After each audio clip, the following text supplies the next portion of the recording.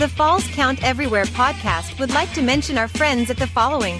For the most intriguing wrestling stories and info on independent shows in multiple regions, nobody does it like We Talk Wrestling. Subscribe to Facebook's #1 interactive community for professional wrestling today. Pro wrestling on Tuesdays are a blast with the Wrestle Talk podcast. Join the entire crew every Tuesday at 7 p.m. as they bring their takes on the major circuits, showcase interviews with various indie stars, and news on the #1 fantasy wrestling promotion, the FWWC. Visit them at facebook.com/WrestleTalkPodcast and at WrestleTalkCast on YouTube and X. All of us here show appreciation and love to our first responders, military, and volunteers that help our nation as well as protect and serve us every day. Thank you for all you do. Get ready for episode number 196 of the Falls Count Everywhere podcast, as our crew bring their own top 5 list of the greatest trash talkers in professional wrestling history, and also welcome back one of the best on the promo stick today, discussing his success since his last visit, the SICW Central States Champion, Big Nasty, Glenn Williams.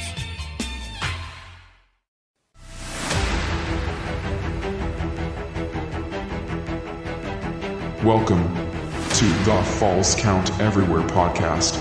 The show starts in 10, 9, 8, 7, 6, 5, 4, 3, 2, 1. Go!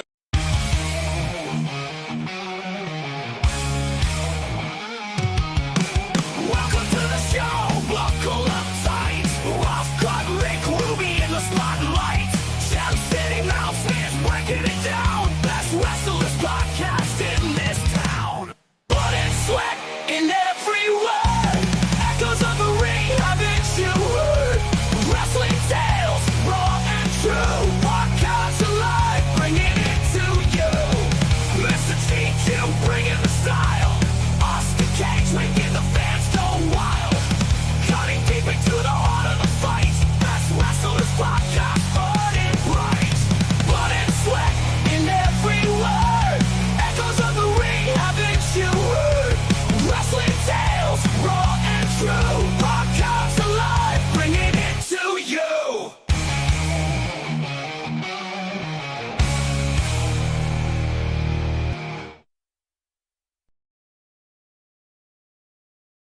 And good evening, everybody. We are here live. Of course, welcome to June.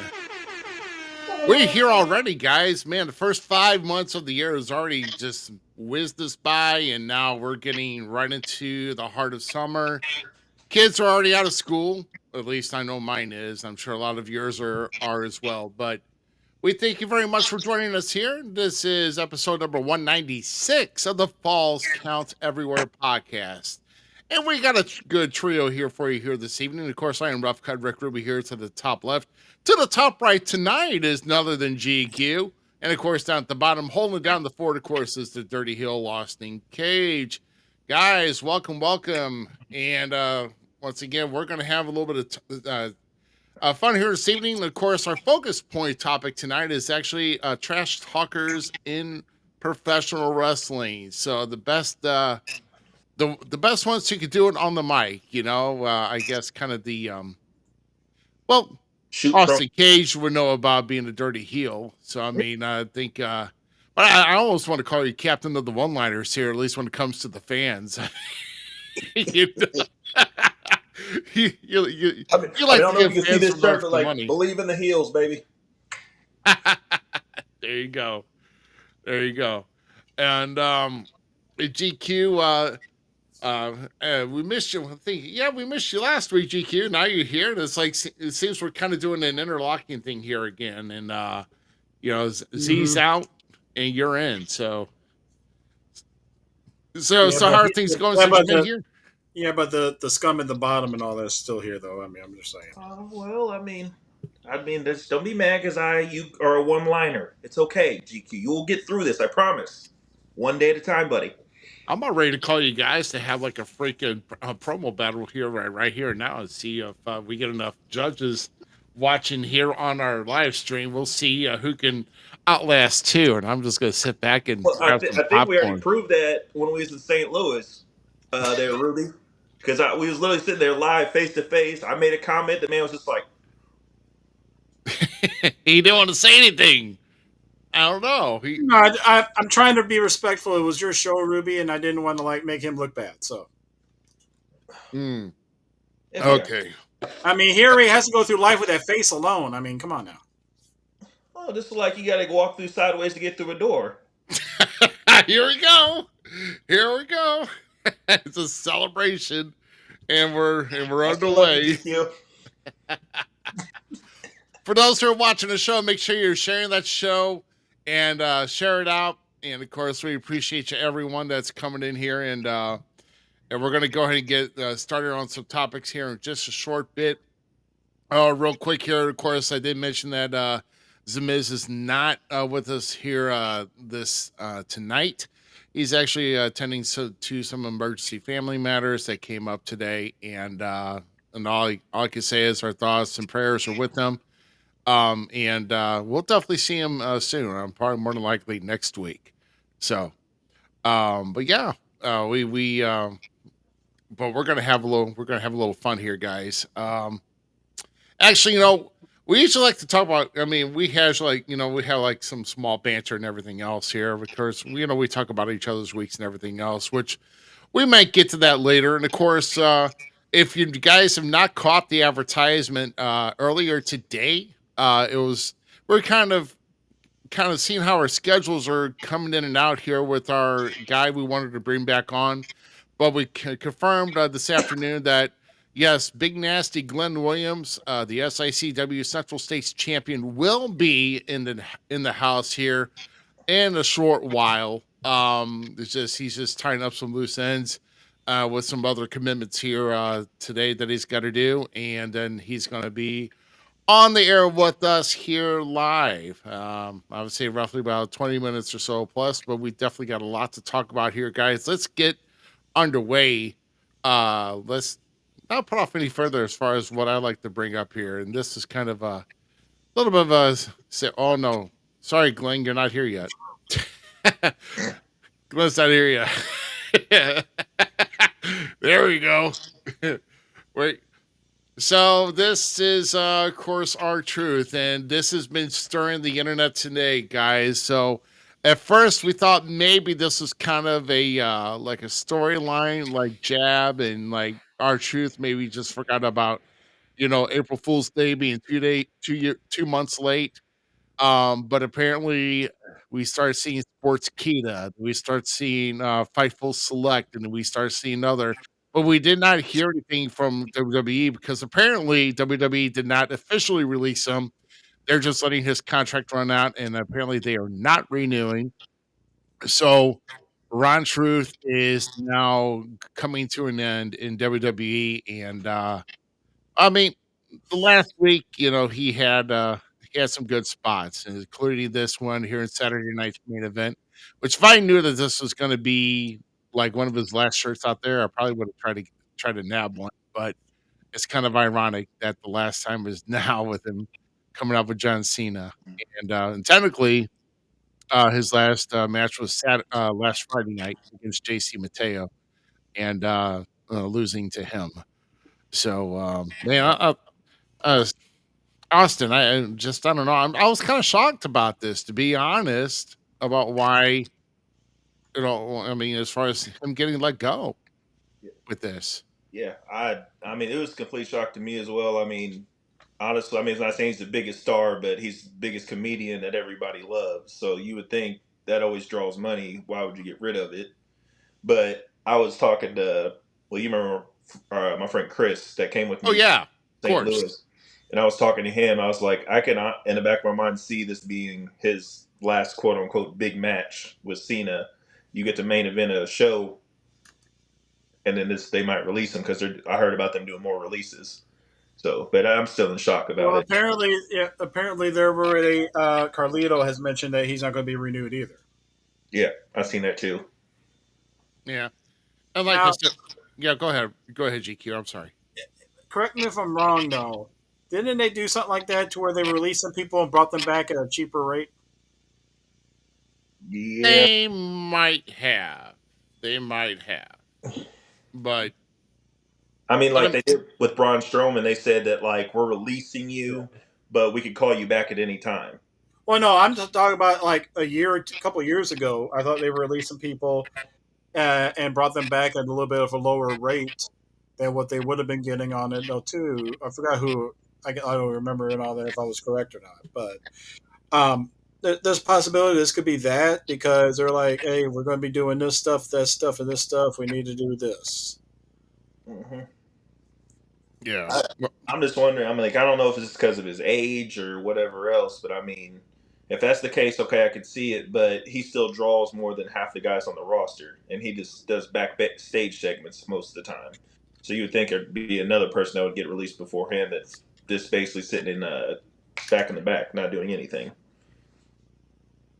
Yeah, so well, I mean, you mentioned something about age. I mean, yeah, sure. The guy is 53 years old. Okay. But you can't tell in that the guy's in phenomenal shape. I mean, Man still does the splits. yeah, man, he still does the splits. He still moves Ease. with ease, you know. But of course, at a decent pace, you don't want to go too fast. Basically, he knows What it's how to like. work. So I mean, yeah, to me, I was just kind of floored to see this come, and of course, he posted on his. Like I said, it came from his social media, and I was trying to look to see if WWE had said anything about his release, but like I said, they have not released him. They're just not renewing him, and usually they don't. Um, they don't really make any announcements like that as far as if they're just going to let their contract run out. If it's like before the contract runs out, then you know it. Then it's news. You're fired. You're let go. You're not working by whatever. So, so but this is not the case here. He is definitely going to be deeply missed. Um, if you're, and I can show you a slide here. You guys might not be able to see it so much, but we got, of course, Stu Bennett, of course, is Wade Barrett, um, who had basically took to his social media. Rhea Ripley, saying in all seriousness, this is really so heartbreaking. Thank you, Truth. Ricochet saying you're an amazing talent and an even a better person. Go enjoy your life, hunk.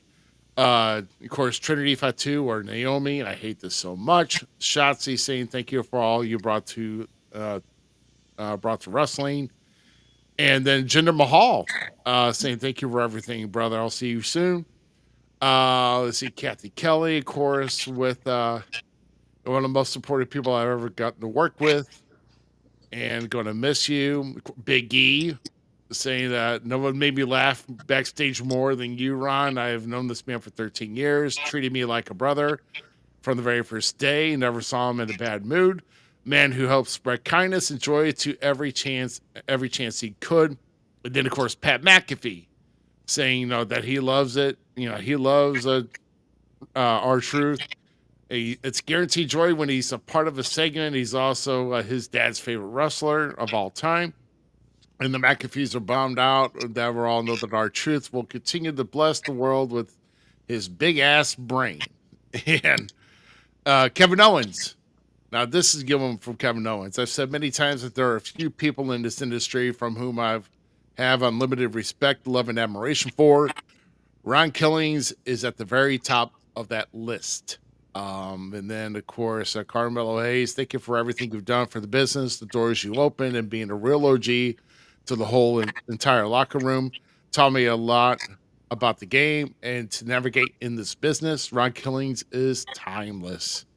So it's not setting well with a lot of the people in the locker room because they having a spirit like that in the locker room, just keeping the spirit up. That's what you need in the locker room. Austin, GQ, you should know about that. I mean, Oh no, yeah.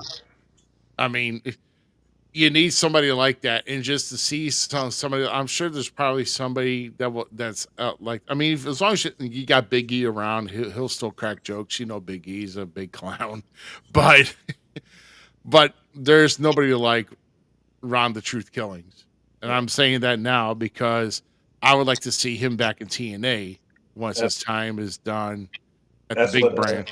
That's what I'm Miz said. going to say what I said earlier. I'm going to say what I said earlier in our chat, that this could have been a ploy a little bit to trade off to TNA, like what the Miz Cancel Gaming is saying. Why? Because I know it's you, because you're the only other one that has the power that's here right now. So Ruby White, put that off of there. You have the restraining order. Continue over your thought. Squirrel mentality. Anyway, Let's go. Trading off, sending R-Truth down there, bringing Joe Hendry up here.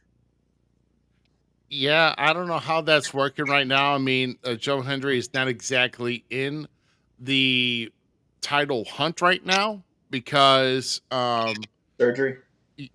Well, there's rumors of that, and of course, Trick Williams is getting ready to work a short program with Mike Santana from TNA, trying to get the title back over the line. So, trying to get it out of the NXT's hands and bring it back to TNA. So, trying to get Mike Santana to become TNA champ. So that's what I'm saying, though. Since he's not tied in there, since they have that working agreement with TNA, who's to say, hey, I want to start using him full time? What if we release Ron and send him down there to you? I wouldn't hate it. I wouldn't hate it at all. In fact, I think like some of these guys, like you need like some of the guys that were like some of the originals in TNA, not only just him, but even AJ Styles, to come down to TNA, rejuvenate, and kind of get some butts in the seats for TNA. I think those two alone would put more into the seats in TNA. They get decent crowds as it is when they do their big like pay-per-views or like app specials or whatever they call it, you know, with the TNA Plus. I mean they do pretty well for that. But to bring some of these guys back here to where they first started, or like when they first built the brand, you know, I think it's a good move if they could just get in. And the funny thing is that, you know, they could always come back. But the thing is, I'm waiting for a certain Nemeth brother to come back as Nick Nemeth in a WWE, like in a NXT match. That to me that'd be hilarious. But I don't think he'll come back as Dolph though. But you know that. The one thing I was just looking up to see like what R-Truth's salary is right now. He was making about $550K a year. Yes, that's just the base salary. We all know his base salary. You also get pay-per-view bonuses. You get merchandise bonuses, stuff like that. Right. Liv Morgan gets $600,000. Rhea Ripley gets $250,000 base salary. But let's look at something that they're doing though too. How many sellouts has she had with those damn Fanatics signings and media signings and everything like that? She's been sold out constantly, and she's getting money off of that. Yeah. Which is also why some of them have stopped doing, being gracious to people out and about in public, But I don't blame her. So let's look at it like that though. It's like you have all that. So I can see them if they want to bring him back, maybe offering half of what he was getting. Yeah. And him coming back and everything, because again, you need that kind of locker room leader. Whether or not, maybe even hire him as an agent. Yeah. I mean, I could see that happening possibly. Yeah. I mean, that there's always a possibility of that. And you already know Carlito has also been talked about also not being renewed as well. Yeah. And he just picked up the WWC title. Mm-hmm. I think so. Yeah. They probably So knew they wasn't going to renew him, so they allowed him to do that because WWC is not part of WWE at all. AAA was, but not WWC. yeah, So they probably knew that, and he's already set up just to do stuff down there or whatever, and probably um, send some stuff, back and forth or whatnot. I mean, so um, there's some logic in some of this, or there's still not. yeah, yeah. I mean, there is, and then there isn't. But like I said, these guys. I mean, the base salary obviously it's not all. I mean, that's not all they make. Obviously, when you say with these fanatics and where with these other fanatics and merch or whatever else they do, or they got other bookings as well that go through TKO or through WWE. They're making a killing off that. So I mean, you mentioned Liv, you mentioned Rhea. I mean, I obviously looked up. I looked up Zelina. Oh Lord. 150. No, 75. Oh, But she does 75,000. do her Twitch stuff though too, and she gets money off of that. So that might be Okay. the trade off on some of that though too. Is like, hey, I don't need a Damn. raise. Let me just do this. As long as she doesn't do a Mandy Rose mess up and everything. I was looking, and I also looked up Alexa Bliss, and she's only getting 300,000. Once Cena retires, look at the money that's going into. Oh, good lord! This is a troll, right? I'm guessing, Ruby. I have no clue. I mean, Okay. who the hell is Ryan Reeves anyway? That's what the Oh, hell I'm wondering. that's right back. Oh, Oh, for Jesus fuck's Christ. sake. Wow, what, really? Man, oh, here we go. First F bomb of the night. Not even a half hour in. Thanks, That deserves it. Gage.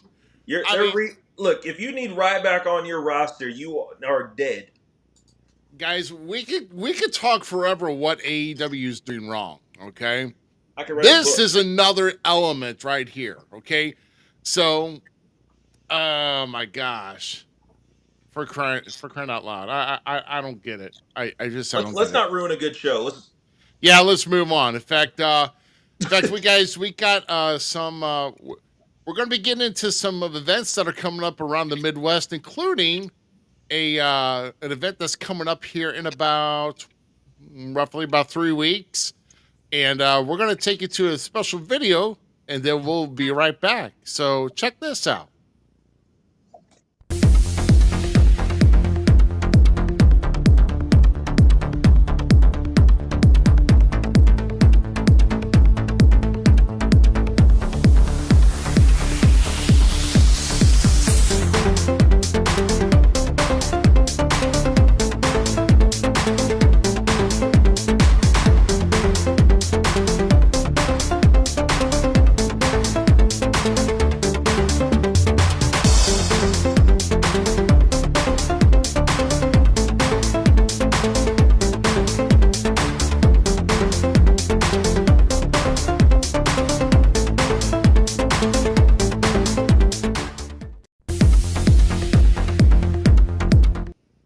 All right, I only wanted to play once. I gotta make sure that doesn't loop anymore. So anyway, so this is here in St. Louis. So it's the St. Louis Wrestling Independent St. Louis Wrestling Hall of Fame.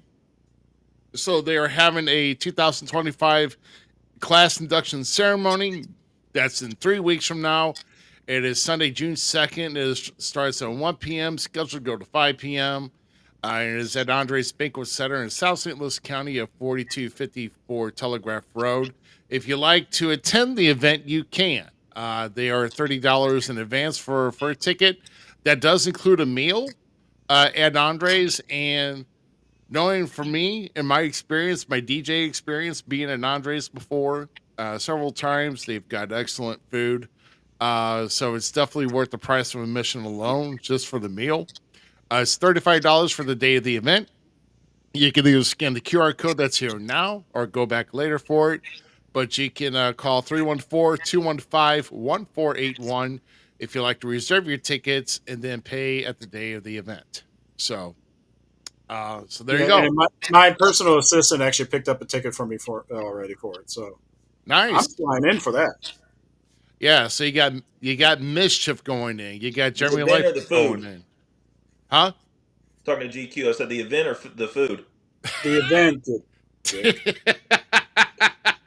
Here we go. More trash. Because it's going to be great to just be there and not only see people I know get inducted into it, but see people I haven't seen in a long while, like Luke Roberts and Mischief, Pete Madden. I mean, who's the goat of the area, of the St. Louis area, as far That as I'm actually sounds concerned. familiar. I mean, like I know I wasn't out there for like my area was more here in Louisville and all that, but I actually know that name. I remember hearing that once. You actually Uh, admit to being in Louisville? I mean, I'm sorry. Well, if I was paid to go, you go. You travel too. I mean, yes. you carry people in every town you go to.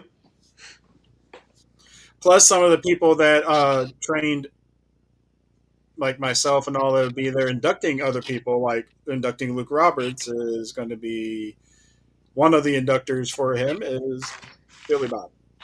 Billy Bob. Yes.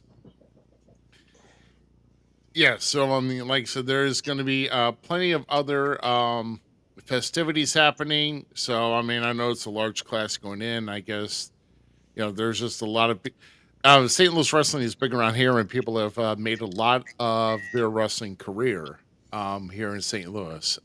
Just getting out, like I said, we're a lot of journeymen in the business, and so St. Louis has quite a few. So once again, the Independent St. Louis Wrestling Hall of Fame that will be here in 3 weeks. So, we'll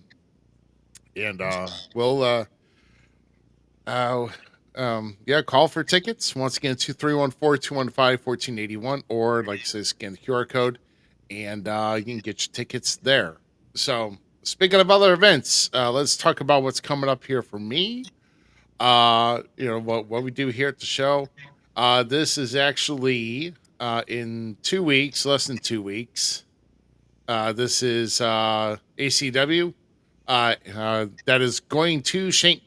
James. This is actually a rescheduled show because remember about a few months back, one of those freaking tornadoes had to go piling through and go through the town and just cause a whole lot of damage. And so there we are. So I was actually in town yesterday to help with promoting of the show and getting there were actually people buying tickets using the QR code yesterday, and we passed out flyers. So we were selling tickets as we were passing out flyers. People were waiting for this show to come back.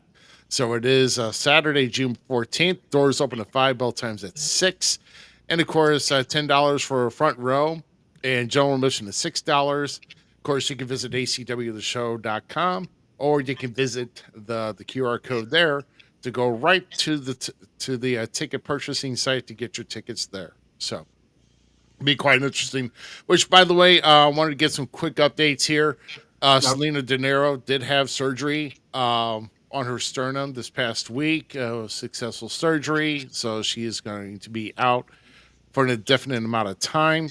Rock and Rick is actually still in the hospital, waiting to go into therapy. He is recovering from the injury he had down in Lost Valley Lake about 8 days ago. So it's going to be determined to see what the future holds for Rock and Rick, but we just want him back in healthy, normal, healthy life. So Apparently, last that I saw somewhere, he was moved out of ICU. Though. yeah, he was moved out of ICU. I think just in regular room, but they are working with him before they can get him before he's ready to go right to therapy, right from the hospital. So, so definitely keep your thoughts and prayers for both Selena De Niro and Rock and Rick. Everybody, sometimes this business gets too rough and it does get too real, and right now this is one of those instances. So keep those folks in your thoughts and prayers as well. So this coming Saturday, for IEW, this is Highway to Highland, so Highland, Illinois, at the American Legion Hall there. So I don't know, the QR code's kind of small there. I don't know. Let me maximize that picture. I guess it is kind of small, but no, it's at Knights of Columbus Hall. So doors open at 6, bell times at 7, adults $15, and kids are $5. And of course, if you go to Illinois Elite Wrestling.ticketelite.com, you can save money on those tickets for the adults. But not bad to bring your kids. $5 for your kids, and so another good hard hitting night of action for Illinois Elite Wrestling this coming Saturday. Speaking of also a Saturday as well, SICW will have their next show. Moving. So this time of the year, they're moving over to Collinsville because their home at Belle Claire Fairgrounds is getting some renovation underway. So they're going to be at the Fireman's Hall in Collinsville, Illinois. That's in 9510 Collinsville Road. You can visit SICW.org to get your tickets. And a big attraction match that night is Attila Khan will be facing off against Wildfire Tommy Rich. So that match will happen. And so Tommy Rich is donning the boots, and I think it's going to be a street fight, I believe. So definitely not going to be technical when you're talking with Attila Khan. So it's going to get something tells me it's going to get messy, folks. So yeah, we'll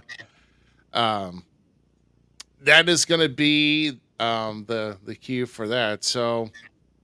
But definitely get your tickets as far as those events, and yeah, man, just look forward to seeing a lot of people there. So hey, if those on YouTube, you guys are rocking it. We appreciate you viewing in tonight. Twitch is of course got one follower or two, and then of course let's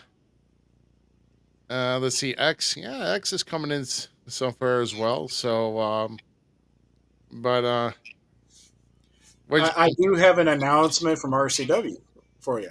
Oh, right. Okay.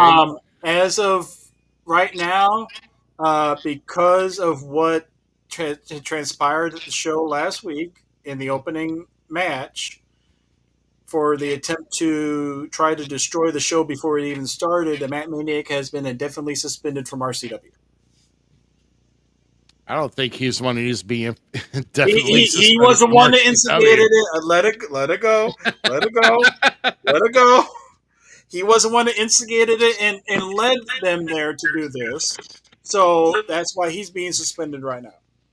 Everybody else that was on his team, it will be on a per person basis decision. So yeah, they're being dealt with individually, I guess is what you want to say.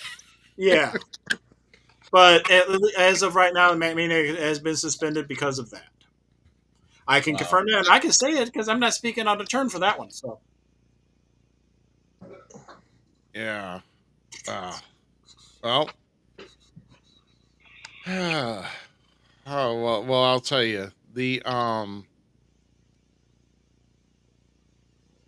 I don't know. I saw that match and I just got lost in it about 3 minutes in. So I was like, "What in the world is going on?" If I wasn't in the back already trying to get stuff together for the rest of the show and everything like that, I would have been out there to stop that.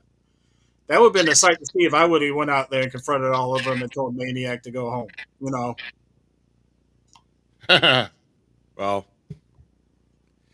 it is what it is, man. So let me take a look here to see what else we've got. So apparently we are still waiting for Big Nasty Glenn Williams to get to sign on and to join us here. So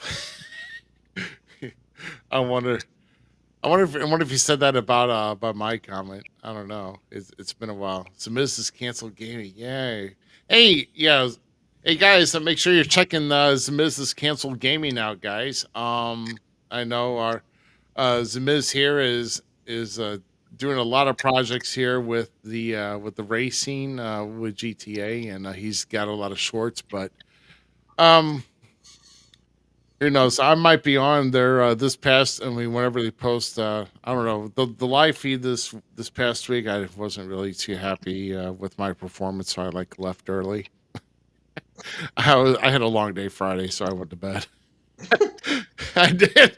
I was like, it's like I can't finish. I can't finish the freaking race. So I'm just gonna go to bed. So like, I was too tired to even throw a fit. So yeah. I don't know. Last couple of days, I've been sleeping like a baby. My fiance's out in Oklahoma, so I can lay in the middle of the bed. It's been lovely.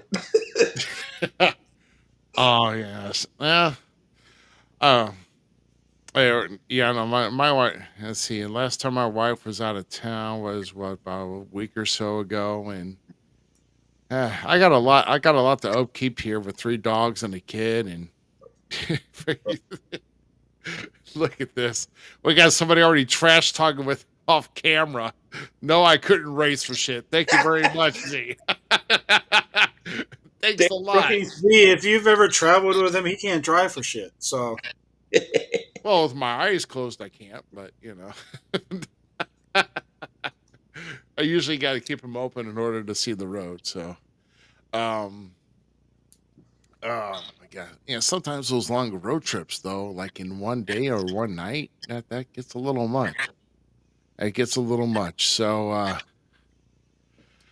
oh man. So I'm trying to think about. Let's kind of talk about here as far as filling in some time in here. So I think there's like one more match that's qualified here. So this coming Saturday is going to be a big day for WWE. During the day of the afternoon on WWE's YouTube channel is Worlds Collide, which I'm gonna try and see what I can do to bring up what we got on the event there.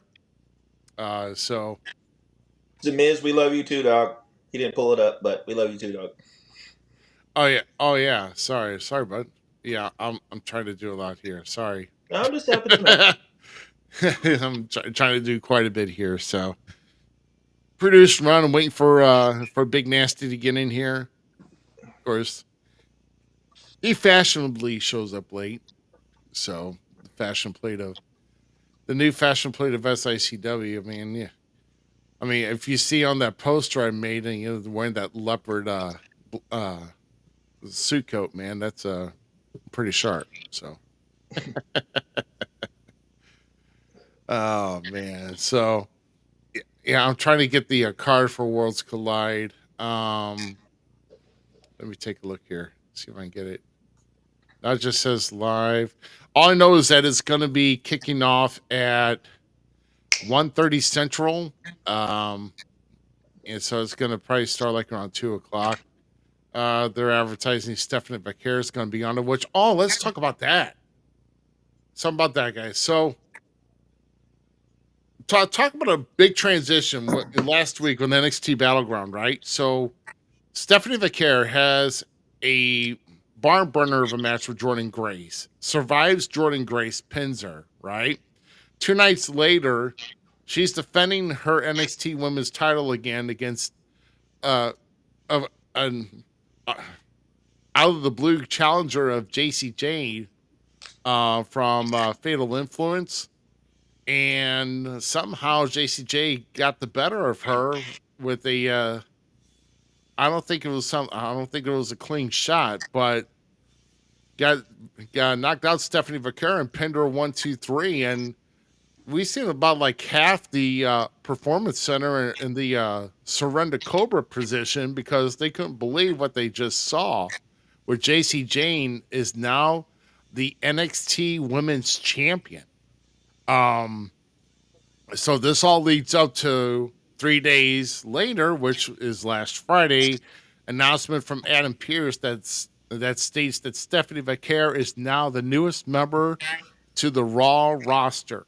So she goes from beating Jordan Grace, 2 days later loses the NXT Women's Championship, and then 3 days later is now on the main roster. So Well, they showed on NXT she had that backstage segment with the whoever she's facing at the Worlds Collide. Yeah, So, because she was sitting out the crowd on NXT, they had like a face to face or whatever you want to call it.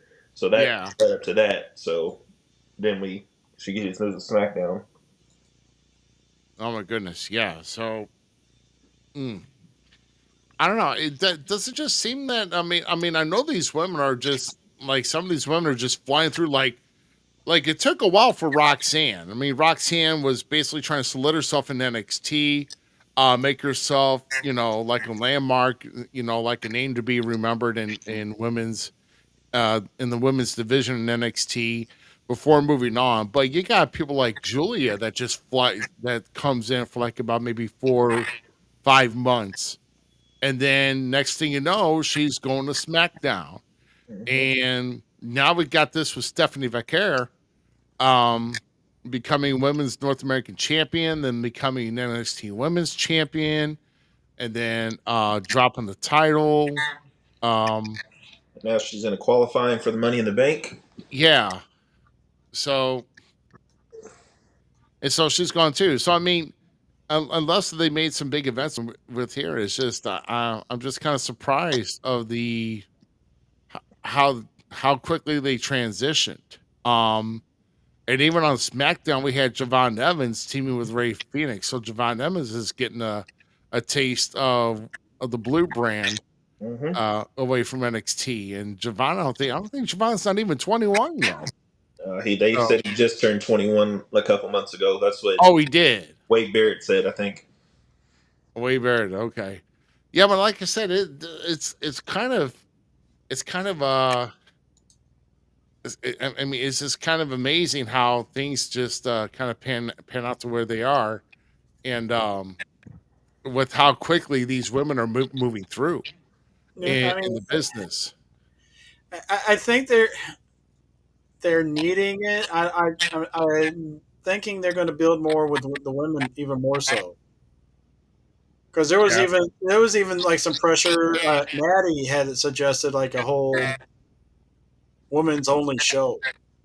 Trying to bring back up yeah, pay per view. Yeah, that and then redo that one pay per view they did a couple years ago. Yeah, yeah.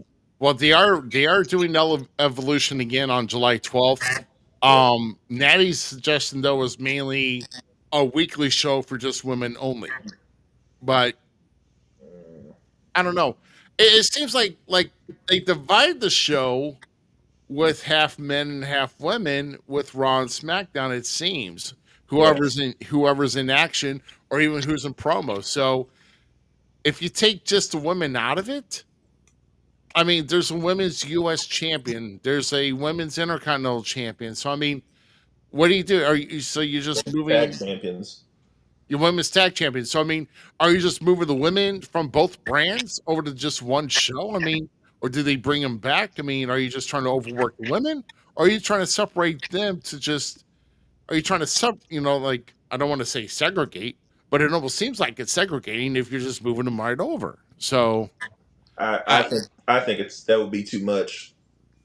to myself, I think it's ridiculous. So, but I I don't know, but Before we go on to the next thing, I want to bring up something because I know you're wanting to move on to the next thing. I yeah, just read something just now. TNA head of talent relations Tommy Dreamer took to Twitter and invited R-Truth to hit him up following his WWE departure, stating that R-Truth steals every scene he's in and includes a photo of Truth's time in TNA wrestling. wow. It's sounding a little, again, I mean, do they do that trade-off there? I mean, again, that goes more what I was saying earlier. I mean, I'm up for anything to happen on that. So I mean, it's I still want to see him in action somewhere. I mean, and people are already buzzing about like, hey, once he's off the hook with WWE, who knows where he could be booked or where he's going to show up doing something. So I mean, the guy's a talented artist to begin with, so it's not like he needs wrestling. He's got record deals. The guy, the guy's He only has a flying net, just like he only that. has a net value of $2 million though. he has a net worth of $2 million. Yes. You see the room that he does is freaking. I get a notification when he goes live on Instagram. I'm like, man, where are you doing these feeds at, man? Are you like at your brother's like a closet room or something? It's just Pretty much, probably. I mean, now, do we want to go from a net worth of $2 million to a net worth of $2 now? oh man, don't start anything, man, because you're gonna regret starting something. You don't want to regret starting something. Look, you could have all the money in the world, and look, if you can get some shit done instead of paying $20, you can only pay $5. You're gonna fucking do it. That's how I was Right. raised. So Yeah. speaking of the $5 deal, What? Boy, you're yeah. Your lead-ins are weak tonight. No, go ahead. You're No, very it's okay, weak Ruby. tonight. It's okay. It's hey, okay. I already got the Rock and Roll Express on speed dial, so I know one can take care of you, and the other can take This care of guy- this one. This guy is that the guy gets like infinite lives on Super Mario Brothers, and he keeps trying, and he still fails. He can't Up, get. down, He up, needs down, to go left, run right, Supermarket left, Sweep. right, B, A, start, select, start. Okay, so And I got infinite lives on Contra. But anyway, let's move on to our next one. So, ladies and gentlemen, without any further ado, just getting in and gracing us with his presence here tonight, before we get to talking trash about the best trash talkers of all time, this guy will melt you where you stand if you confront him on the mic. So, ladies and gentlemen, please put your hands together for the one and the only, the SICW Central States Champion, Big Nasty Glenn Williams. Hey, there he is. Oh yeah. Hey, how's it going, guys? How you doing? Oh man, and he's got the stick as we speak. Oh yeah. Can you hear me? Oh, yes, I we can. can. All right. Good to see you guys. Thanks for having me on. Heard a lot of stuff being said. What? And I I guess mean, I'm just hearing some stuff from Canada, so you know. Feel like there was some passive aggressive stuff going on a little bit ago, boys. Not at all. Well, I mean, he's just mad because he's a one-hit wonder, and I could go all day long. no. Hold on. I'm a one-hit wonder. Hey, No, Glenn, him. I saw you taking a drink of You. water. Were you watching the taste of Ricky Morton's fist out of your mouth right there? Listen, if I wanted lip from Robert both Gibson. of you guys, I'd undo my zipper. Let's start with that first and foremost, okay? You wanted to know who the best trash talker is. Ruby, you know damn well that you got the king of the freaking mountain on your show. It's me, Big Nasty, and it's not even close, okay? Let's go ahead and say what Robert Gibson said about me before he rudely attacked me and sucker punched me in front of a room full of people, right? He said that I do a damn good promo. And coming from a guy that worked with Ric Flair, my God, what a compliment. So nobody can tell me shit. I'm the man, and there's nothing anybody can say to change my mind about it. What's going on? yeah. At least this guy's got hit. He got a hit from Robert Gibson. I mean, it's. Another hit followed from that, but we're not going to talk. We're not going to talk about that. I saw that, but you got abused by one member of the Rock and Roll Express, where the other one maybe put on a shirt. You know, me and my embarrassing stepdad. Well, what's crazy about it is that at Midwest Wrestling Coalition, I'm in a group with Kerry Morton. So I need to talk to him and let him know that his uncle is straight up tripping because Buddy hit me in the face. I thought we were on the same side. I met Ricky Morton in the day. He was really nice, told some great stories, and then that went down. So kind of weird timing to single me out when I'm getting Wrestler of the Year. I mean, I would be jealous too if I couldn't win awards still, but whatever, you know. Well, what do I know? I'm just a champion. I heard there was some extra money gone out of the SICW petty cash for that a little sucker punch. Yeah, dude, So- wouldn't surprise me at all. It seems Herb likes to always send somebody to sucker punch me. Buff Bagwell. Let's see. Hacksaw Jim Duggan tried, but luckily he was too slow and I got away on that one.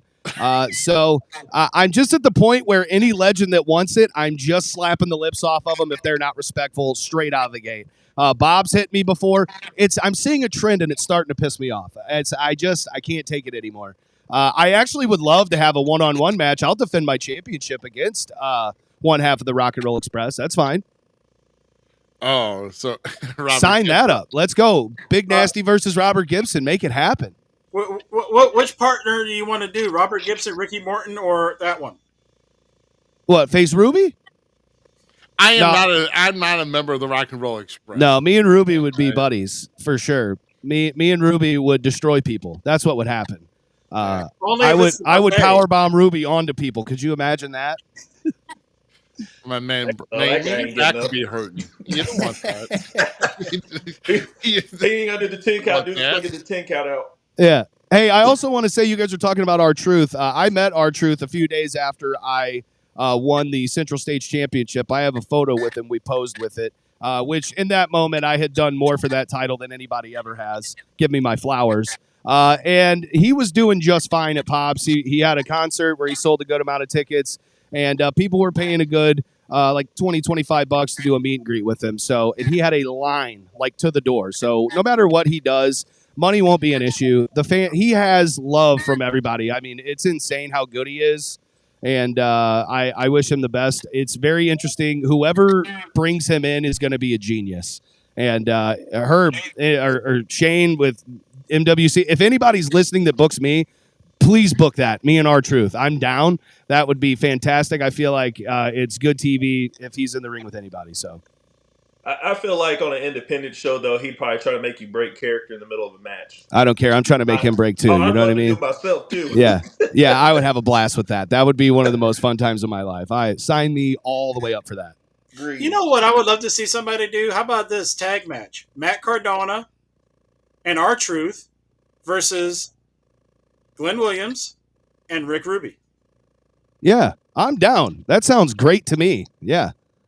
Heck yeah, we'll do it. Yeah, somebody book that. Because this would be the first time that Ruby is not the he actually has a partner that can actually carry him for once. So. Oh yeah, I'll do a lot of the work. I don't mind. I'm not shy to punch people in the face. You know what I mean?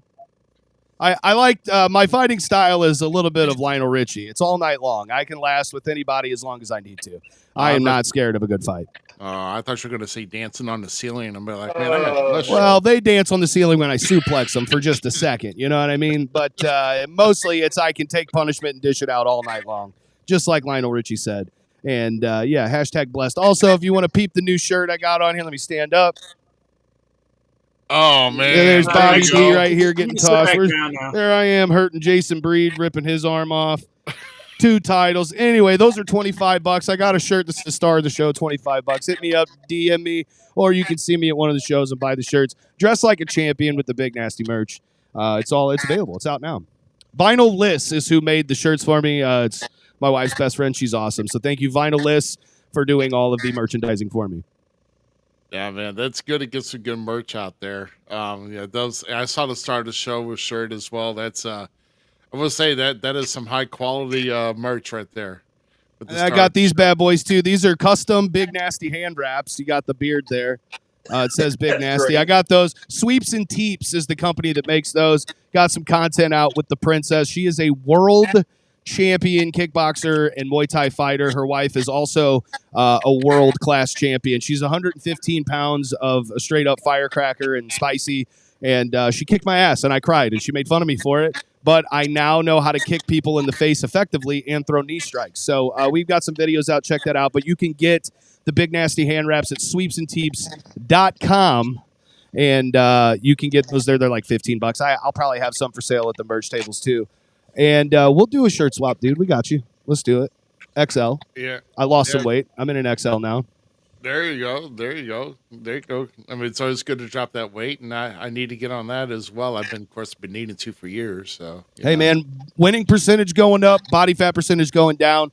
About a year and a half ago, I was 38% body fat. Right now, I'm sitting at 24 and trying to climb that down and chip away and get under 20. So not quite as shredded as Brandon Beretta, but not all of us can be body guys all the time. So I'm trying. Once I get abs like Beretta, I'll feel like I've made it. And maybe that'll get me a shot at OVW. Who knows? So what are you at? 200 and what? Right now? Yeah. I'm like 240. I was 253 a year ago, so pretty good progress. I feel confident about it. There you go. But dude, that's a solid 240 though. Even with that, I mean, if you've seen the dude, I mean, he's not soft. So I mean, no. I am built what people say like a brick shit house. It's like hitting a wall. It's like getting hit. I feel when I'm in the ring, kind of like I'm the equivalent to Donkey Kong of the SICW in professional wrestling. Double hammer fist all day long. I am ready to take people out. But yeah, so at 240, a lot of steel and sex appeal here, Big Nasty, and that's why I'm a champion. So. Yeah, I mean, I weighed myself the other day at the gym. I was at 255. I was like, I'm good. It's not like I'm having to reach around to wipe my own ass or some shit. That's right, dude. It becomes easier. You know, I knew I made it where I wanted to be at least in my journey, when I stopped being out of breath tying my shoes. I was like, let's go. Bending down and being able to breathe at full speed is something special, boys. You take it for granted. So real happy to be here and breathing when I tie my shoes. So just real blessed right now. Yeah. So I still hate cardio though. Could always do more, who but loves it? you know, I like to get a lot of my cardio with Mrs. Nasty. You know what I'm saying? Oh yeah. Well, we go to the gotcha. Cahokia Mountains. You get your minds out of the gutters, you perverts. I was being PG.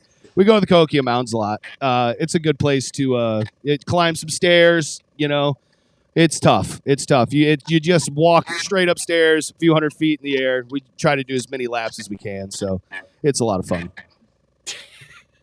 Yeah, see, somebody was also having the Giggity. Yeah. Shoot. So before we get much into you, so you did mention Brandon Beretta. So here's something I'm just kind of intrigued about, because if we've known Brandon Beretta, how he started out with the Top Guns, he was still working his way through, dropping the weight, shaping up. Yeah. But then we seen the whole change. So knowing how you've been around Brandon Beretta throughout this, basically his entire time before he floated off to OVW and NWA Exodus, pretty religiously, we start seeing the change in him. You know what I mean? It seemed like, do you think, I'm going to ask you straight out, did you have any type of influence with him on his little change in demeanor, or do you think something else might have triggered that? No, I'm not going to sit here and take credit for it. But I think at a certain point, see, the thing with me and Brandon is that we started at the same time, and we've had this interesting relationship where we were like really close and really good friends and brothers while we were training. And then when you start navigating the professional waters, I chose to handle my business a certain way, and Brandon tried to placate to the fans and play Mr. Nice Guy and be somebody that he's really not, because deep down, Brandon's an asshole. Good guy, but he's an asshole. He just is. And so, but he's my asshole. Do you know what I'm saying? Like, he's my little brother. So I had no problem punching him in the face, and we beat each other up, and we both get better for it. And any card on any night, me versus Brandon Beretta is money anywhere in the world for sure. But let me pose this question for you: has anyone ever thought of a world where it's Big Nasty and Brandon Beretta on the same side? I mean, I know you could stack us up against anybody right now, and we would not look out of place. I would venture on the side to say that we would be absolutely devastating and destroy everybody in our path. But I think what happened with Brandon is that Brandon all the work for the Top Guns, and he was getting sick of it. And everybody's asking him, "What are you doing? What are you doing with this dead weight?" He's not doing all the same things that Brandon's doing. Joey's a good wrestler, and Joey has got that Italian grit that don't quit. Joey will keep getting beat up all night long, like I said with Lionel Richie, all night long he'll take a beating, and you can't count him out. But there's other facets to this game, and Brandon is what people would call a five-tool player. Brandon has everything. And, when you're the shining star of a tag team, it's inevitable. What are you going to do, try and drag his ass everywhere you go? Or are you going to worry about your own stock? You know what I mean? And he had opportunities that Joey didn't have. And so he had to have his own best interest. And right now he's in Cleveland. He's with Exodus. He's with EC3, and that's what he's got going on. And I couldn't be happier for him. Everything that he's done has been earned. There has not been anything that somebody has given Brandon Beretta. Brandon has been given earned opportunity, and he's knocked it out of the park every single time. And he gets better, and he gets better. And we are always checking in with each other now and just making sure that we're, hey, that looked great. And then he'll make fun of me for stuff. And then I'll be nice to him, and then he'll be an asshole. It's just what we do. But I mean, I couldn't be happier for him. He's got a lot of momentum going, and I hope that it continues to rise.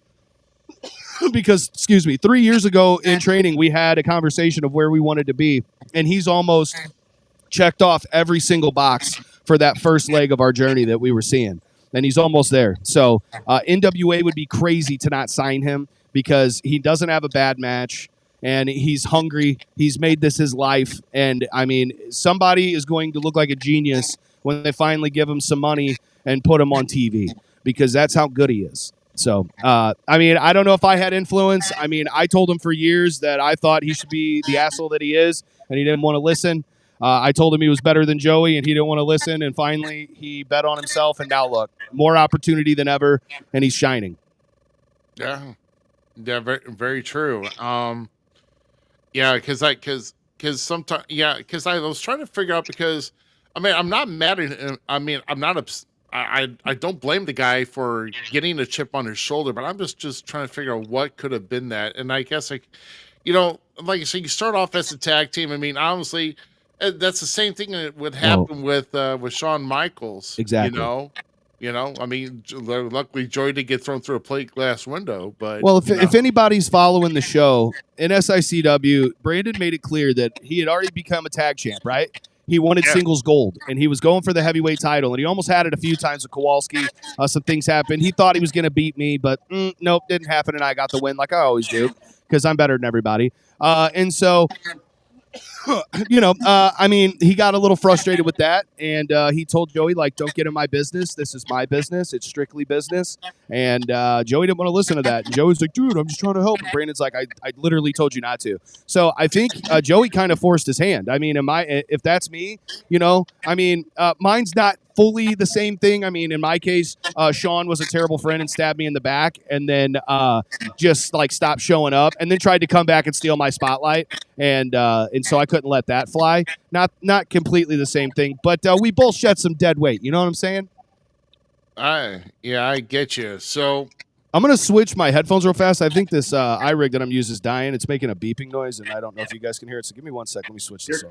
You're good. Okay, no, that's okay. That's okay. Yeah, so you don't want equipment to die on you, or much less malfunction on you. So yeah. Coach Jack making his appearance this week, Austin.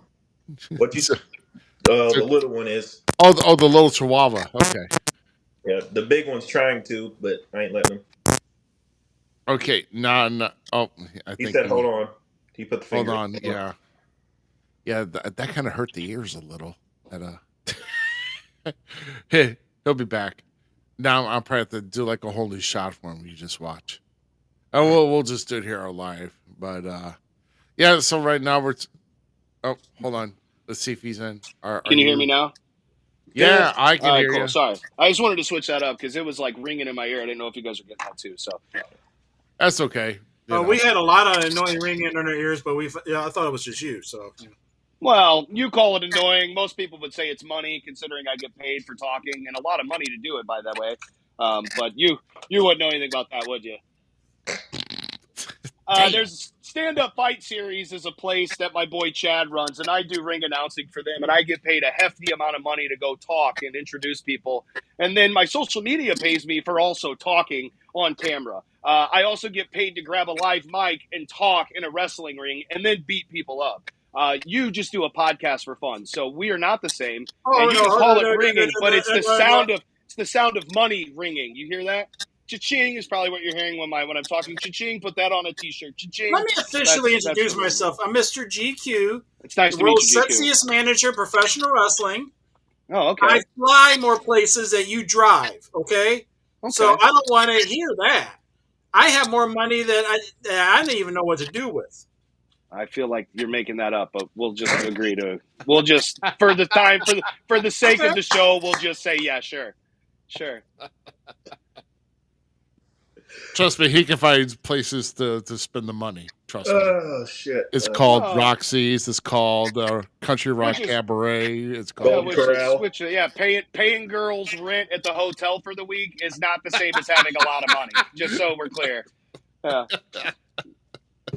I used to DJ at a strip club. Do you guys know that? That's a little fun fact for Big Nasty. There you go. Worked at Scarlett's Cabaret a handful of years ago. Oh shit! Oh my goodness! Yeah. Imagine me drunk on Jameson with a live mic. You know what I mean?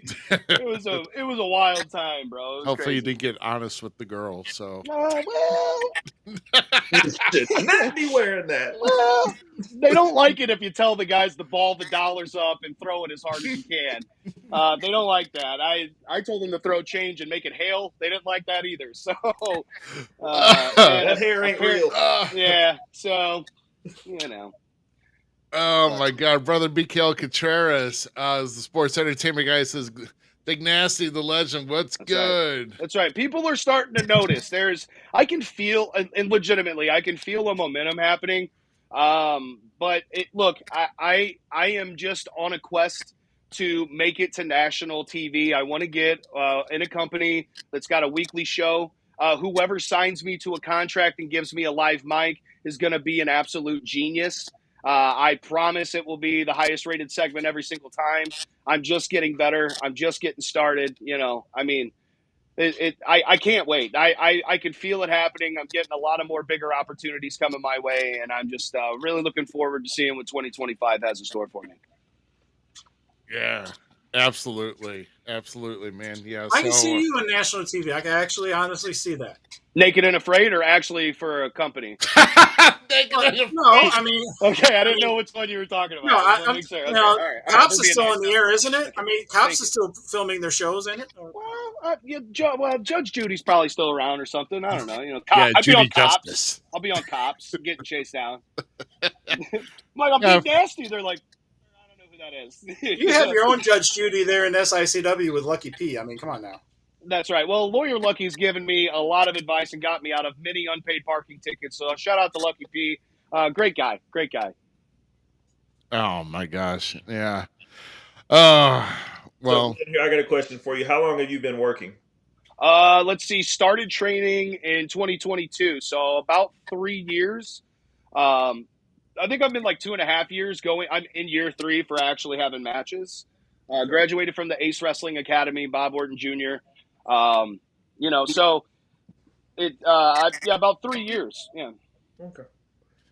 I was thinking, my area is more. I live in Indiana, so like it's more, Midwest, Memphis, Louisville, Evansville, Indiana, at the Coliseum. That's where I started at. That's awesome. I'm trying to get out that way. I would really like to make my way to some other places that's not just Missouri and Illinois. You know what I mean? I want to crack Chicago. I'd like to get, I've got some stuff in the works, but I've got a lot of really quality, great bookings right here, so it's hard to pass up, So we'll see what we can make happen. Yeah, see, with me, like I said, throughout my career, I was able to get around 9 states to work. So, I mean, all throughout the Midwest, but at least I had the opportunities when I was young. I just like doing the road travels myself because, me being young and hitting the nightlife after I did a show, just get the drinks down and, crashing at a hotel, going home the next day, 35 years ago? Not quite that. 1999 was a great year, wasn't it? This guy's a dick. I mean, come on, man. He was traveling the roads when Limp Bizkit was coming out. New Metal was the fade. Everybody. Well, no. You know what? I can honestly say Ruby has been in so many states, but he had to stand in one, and his ash just covers so many of the rest of the states around. I mean, so. What the hell are you talking about? You sell shade in the entire fucking year. So, I mean, what the... Ruby said the F word. I love it. Yeah. We got him fired up tonight. I like it. Let's go. You're standing over here. It's too hot. That's your back job. when gas was 99 cents a gallon. Yeah. All right, not now. You can get a meal for $6. You know what I mean? So you could get paid what you get paid now, and it matter. It was like, man, I did good tonight. See, I'm a little different here. Like the trips I take, the nightlife and all that stuff, I got out of my system when I was in a band, and trust me, I had a great time. I But bet. now, oh, buddy, yeah. So yeah, uh, yeah. So now for me, when I take trips, I bring my kids with me. It's like a family business. We get there, we get that money, we sell some shirts, and we go straight home. There's no party for me. I'm showing these kids what's possible. You know what I mean? And what the grind looks like, and that's how I view it. This is a family business as of right now. So it's been a lot of fun. We have a great time. So hopefully we can keep getting some cool trips out of here and make our way to some bigger promotions. Oh yeah, I mean that. I mean, it's mainly for the kids. I mean, always for the kids, and I still like to travel every now and then if I get a chance to, but I don't travel. I don't travel far because I got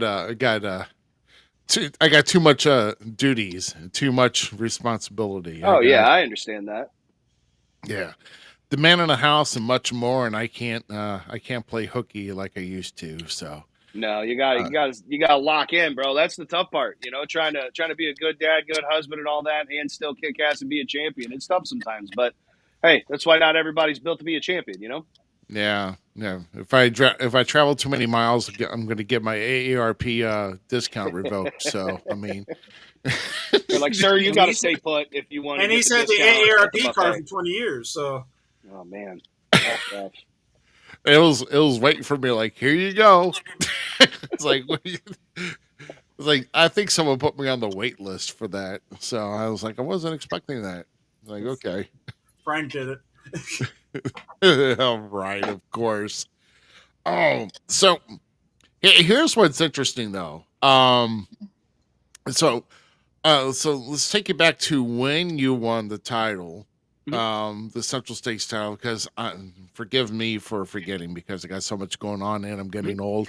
So take us back to how you got the Central States title, and then of course also the evolution, because also you have trending trend angles floating around, has apparently chosen to be on your side over Sean Vincent. So well, kind of like so what happened was in May of last year, Sean was training and he was at the school and he did a simple move that he's done probably 1,000 times. And his knee gave out on him, and he shattered his knee, tore his MCL, ACL, all that stuff, and had to get surgery. So he was out for like a year. And the plan was that Sean was going to manage me because I was kind of Sean's, like support and out there with him while he was going on a championship run. And then I was kind of like, as far as my matches went, kind of floundering and not really getting a chance to do the stuff that he was doing. So he gets hurt, and immediately I'm thrown into the fire. And like the next two shows after that, I faced, I think I got Bobby D in a Falls Count Anywhere match in the main event, which was a crazy match. Got hit with a chair. I hit him with a stop sign. It was essentially, him and 200 other people versus me. It was crazy. And then I had a match, main event with Billy McNeil, where I kicked Billy's ass and shaved his head. So during a lot of this time, Sean's not able to be there, even though he said, hey, I'll be there. He's not showing up. And so at some point, Trent Daniels had been around, and we got along great. And I was like, hey, man, why don't you just come out with me and let's just have each other's back?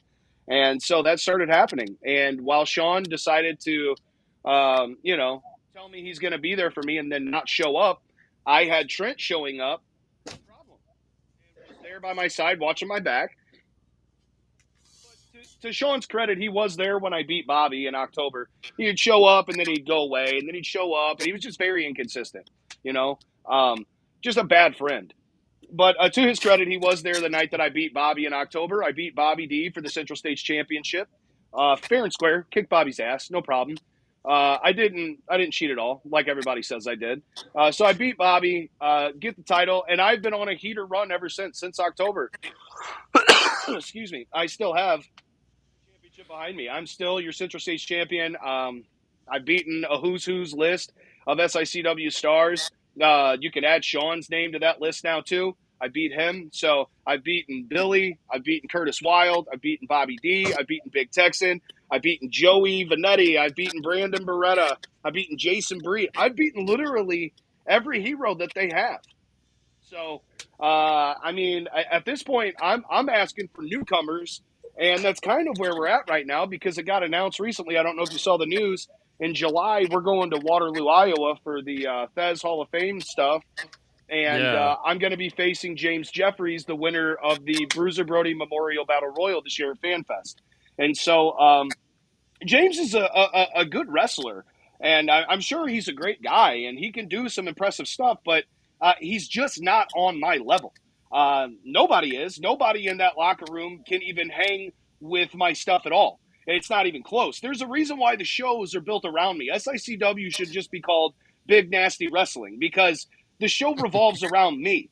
The partnerships that SICW now has with the racetrack and all that stuff with Worldwide Wrestling or Worldwide Raceway, the Worldwide Technology Raceway. They got NASCAR there and NHRA and all that stuff. We're going to be there Father's Day weekend with SICW. There's I think three slots where we're going to have matches and stuff. So and what's funny about that situation too is that a gentleman that runs that raceway named Chris decided that he wanted to get involved in our business.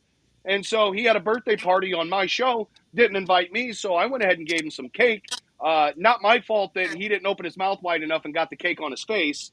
And then he didn't like that, so he then took the cake and threw it at my face and then ran his little mouth, but has been hiding ever since. So I might have to make a special trip to the racetrack before June 14th. And me and Chris are going to have a nice little talk. Maybe I'll go in the booth and me and him will have a little chat. But, yeah, that's the big stuff we got going on, And then next weekend, I'll be in Collinsville, Illinois with SICW. We got Tommy Wildfire Rich is going to be there, which, I mean, who in their right mind's buying tickets to see that guy anymore? They're coming to see me. The fact that I'm not on the center of the flyer is mind-boggling, and it's very obvious that Herb is just disrespecting me at every turn.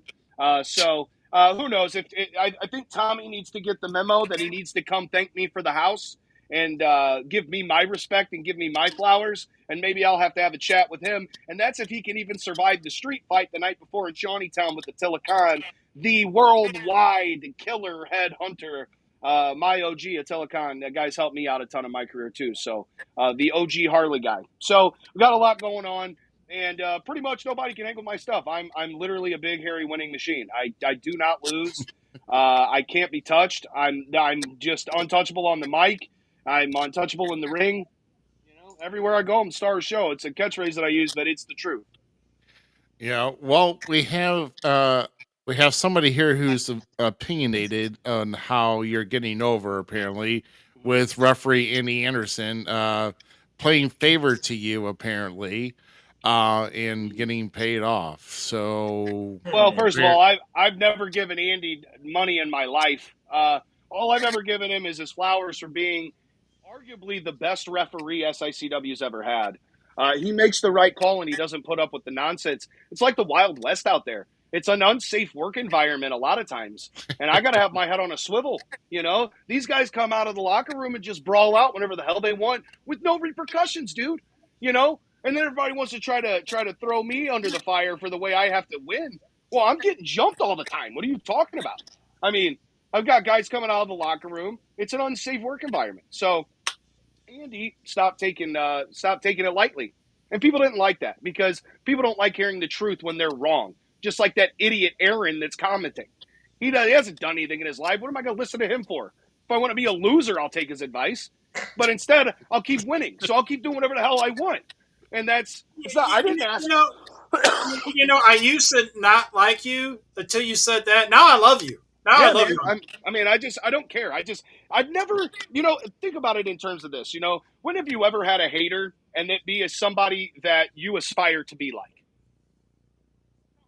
There's always someone whose life is absolute dog shit and they want to be like you and they're upset that you keep winning and they're upset that you're better than they are. And they got to sit in their, 1-bedroom trailer wearing their little wife beater that they've had on since Tuesday and it's Sunday, and they drink their little monsters and they punch holes in the wall and their life is sad. And me, I'm a winning machine. I'm a champion. I get paid to talk and that guy doesn't get paid to do any of that. So, Really, what have I been saying this whole time? He finally gets it. I call those guys who live in their mom's basement. yeah, Cheeto fingers is what I call them because He gets where's it. the pizza rolls? I gotta watch Monday Night Raw with the lotion. Yeah, dude, Finally, we get John. it. We get Thank it. you, We get it.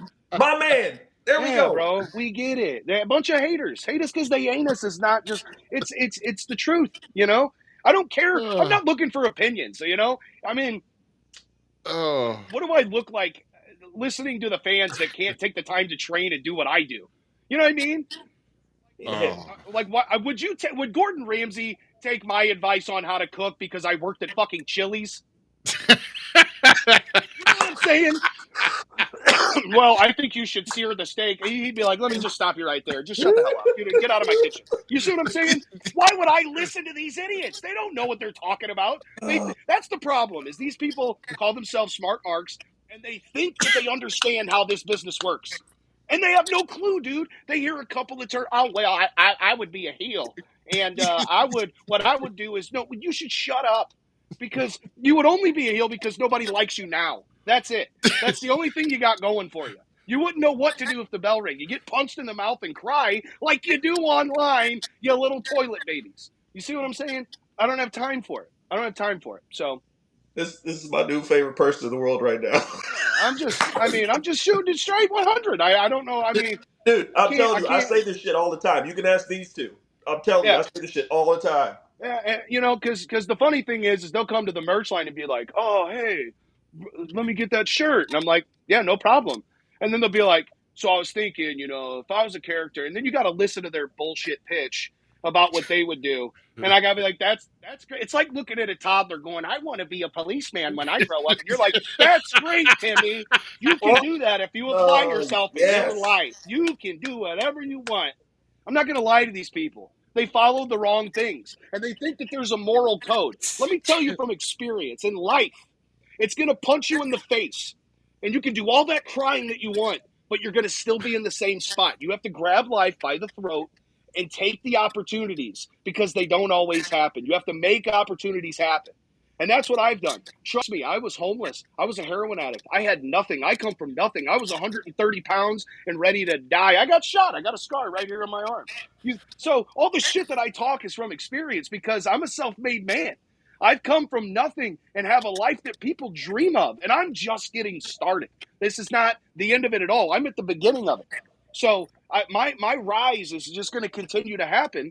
And people can see that. They can sense that. They know that I'm the most entertaining thing that has come across their screen and in front of them in years in this area. So I put St. Louis on my back. Years ago when I was in a band, by the way. This has been my city. I just let people think that since I let them exist in it, that they run it. That's not the case. So I've already taken one section of wrestlers and let them know. And now there's another generation of wrestlers that I'm about to let find out that they've just been operating in my city. I'm the kingpin of St. Louis, always have been and always will be. And whatever I want to do, I'll do. And whatever match I want, I'll get. Whatever belt I want, I'll take. Nobody can stop the movement right now. I'm untouchable. You can't stop me. Wow. Excuse me. Well, that'll be interesting though if you ever get an opportunity to face Bobby D. So what? I could beat him for the 6th time? I mean, well, I'm just kind of wondering why has that not happened? Because he's won with the Classic Championship. He's won with the top title in SICW. So what do you think? What do you think is preventing that from happening? what, me getting a chance at that? Yeah. Probably just because I have the championship that I have. I mean, Oh, I would have to agree to have 2 matches a night, and I don't think they can afford that. They can barely afford to have me show up for the time that I'm there. You see what I'm saying? So, in a world, if I was to ever lose this championship, and I decide to go get the classic title, then maybe I'll go get it. But I like to view this in the sense of the Central States title is kind of like the Intercontinental title of SICW, if you will, right? The Workers' Championship. Yeah, the and I've Workers' made title. this championship mean more than the Heavyweight Championship. I've made this thing mean more than any title and any person that's held a belt in SICW ever. Ever. I will be talked about years after I'm retired and gone. The stuff that I do, nobody can do. People say they're a one of one, and it's bullshit. They go do the same stuff that everybody else does. They just think a cool catchphrase means they're unique, when really they're not. It's just cookie cutter flippy bullshit that everybody else works. Me, I punch people in the face. I learned from an OG like Bob Orton, and I wrestle and brawl like I'm from the 70s and 80s. And that's a style you don't see much of. Gunther displays somewhat of that style, and wouldn't you notice that he's arguably the best wrestler in the world today? It's hard to argue. Hard to argue. So I think there's a need for this business. Brandon's another guy that works like a true worker's supposed to. There's a dying breed of people that need to keep that style alive. And I'll die on that hill all night long. It's funny to me because you can give me a mic and I can get a crowd to react and do exactly what I want them to do. And somebody will go hit 6 moonsaults and they'll be like, that's nice. And then they don't give a shit about that person after it. So, and then what if you get hurt? Oh, that's right. There's 1,000 other people that can do flips that'll get booked in that spot. While I'm still on the main event, still drawing, and still getting paid to talk. So what I hear is you're not trying to be a spot monkey. No, because that's not what this is supposed to be. No, learn from the past. People are trying to rewrite the wheel here. The only difference now is if you're on TV, you do need to know where the cameras are. You need to know where your time is. You need to know when we're going to commercial and those things. There are certain elements that change. It's not otherwise. You've got what's considered a house show, right? You're there to work the fans, but that's the only difference. You shouldn't change your style. You shouldn't do all this extra. You don't have to do all that. How many times you see videos go viral because they botched a move or they hurt themselves and it gets more views than other people that are just trying, they think that they have to do that to get noticed. And I don't have to do that. And so that's what makes me unique. I don't have to be a spot monkey. I don't have to be super indie. I don't have to throw a super kick and I'll have people still talk about what I did. So let me ask you this. How do you feel when you have fans that try to interject themselves way too much, like Aaron, who thinks that he can control what you want to do or what you should do? I encourage it.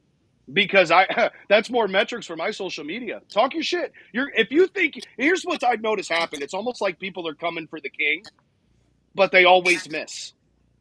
It's like a thing now where the fans want to try to see if they can catch me with something slick, and then they find out quickly that doesn't fly, that I always have a comeback and everything I say holds more weight and value than they have. Because I'm not new to this. I'm true to this. I've been roasting my friends since I was 6 years old, okay? I have been made fun of I was a fat kid that wore skinny jeans. Go ahead and try to hurt me. Say some shit that I haven't heard. I dare you. You know what I mean? Right. That's what I tell them all the time. I was like, my friends are assholes. I was like, every day is back and forth. There's nothing new. Yeah, but that's how I know they love me. You know what I mean? If they were nice, I would think that I was like, oh, those guys don't even like me. Exactly. Yeah. So, I mean, I encourage it because it drives my numbers. If you think you can say something slick, just know, don't cry when I tell you some truth about yourself and remind you that you're miserable and I'm not. I'm still going to go upstairs and sleep with my super hot wife. I'm still going to be a great dad. I'm still going to be, a champion and 24% body fat, twisted steel sex appeal, baby. I still live my dream. So you can try to shake that all you want and make me believe you, but can't nobody shake my confidence. Self-confidence is confidence in self. What do I look like letting someone else's opinion shake that? I'm not fragile like they are. You know what I'm saying? I just can't do it. Because most of the guys are one-hit wonders. That's all they are. You can't make fun of somebody that has a puppet for a friend. So, well, yes, you can. Yeah, you can. It's a little weird, right? Like if it's doing stand-up like Jeff Dunham, then I get it. But if it's just on a Tuesday because that's your friend, buddy, we need a hobby. You know what I mean? Like maybe we go to pottering class and find some women, or we take a Zumba class and we find, like a fucking speed dating, a bar, anything, bro, anything other than putting your hand inside of a fictitious man. You know what I mean? Like a puppet that you probably named after yourself. It's probably Mini Aaron, and and that's okay. It's a dying art, I think, being a ventriloquist. I wouldn't know. I don't. I mean, I'm sure, like, he probably tries taxidermy and putting fake teeth on it. Like, bro, get outside and do something. You know what I'm saying? Take up freaking disc golf. Do anything. I don't you know what I mean? So, Oh. yeah, but no, I encourage it. You can say whatever you want. It doesn't matter. I mean, and at the end of the day, if you come at me and I respond and you get your little feelings hurt and you take that to heart, I still don't lose sleep. You know what I mean? That's what this is. It's a banter. Because I don't actually care. You know what I'm saying? I don't actually give a shit. Like, if it matters to you, then that's fine. But I'm just saying, like, so. Ruby, this is like my new internet best friend right here. This man is me all day long. Yeah. I think I just peed a little laughing so hard at this right now. Yeah, well, the puppet probably peed a little too, but it needs a safe word at this point. I'm sure it needs stop is not working. So I just all right. Anyways, we were going to talk about trash. We were going to talk about trash talkers. I'm at the top of that list. But yeah, no. Go ahead, Ruby. Sorry, I feel like I derailed this. Yeah. So I mean, yeah, we're talking about trash talkers. I mean, so here's what I'm going to kind of look into from, like I said, I mean, if people really know your story, you brought up some of it, which still, I mean, it's pretty damn fantastic though, with how you turned your life around. So, I mean, much kudos to you there. Yeah. So thank you. As far as when you were looking into the business, when you're looking into wrestling, I mean, obviously you've got a gift for being on the stick. Yeah. So I want to know who are your top influencers are to cutting promos, and what type of energy did you get from these guys to help with cutting your promos? Yeah. Well, let's see. Starting out, I kind of think I went through a midlife crisis because getting clean, I kind of which, by the way, quitting drugs and being applauded for it's such a weird thing to me when it's like I shouldn't have been doing it anyway. It's like somebody that's a klepto and steals all the time, and you're like, hey, good job not stealing. It's like you just shouldn't do that. But I understand. I was dealing with a lot, and it was a tough time, and I had to make a decision, and I changed my life dramatically and drastically and cut all of that out. And I ended up, I got with my wife and kids, and I ended up kind of overcorrecting, and I put on a lot of weight, and I got really out of shape. And I was playing music and doing cover gigs, which is fun. I mean, quick cliff notes. I was in a band. At one point, we were getting looked at by some labels. I had opened Point Fest in 2009.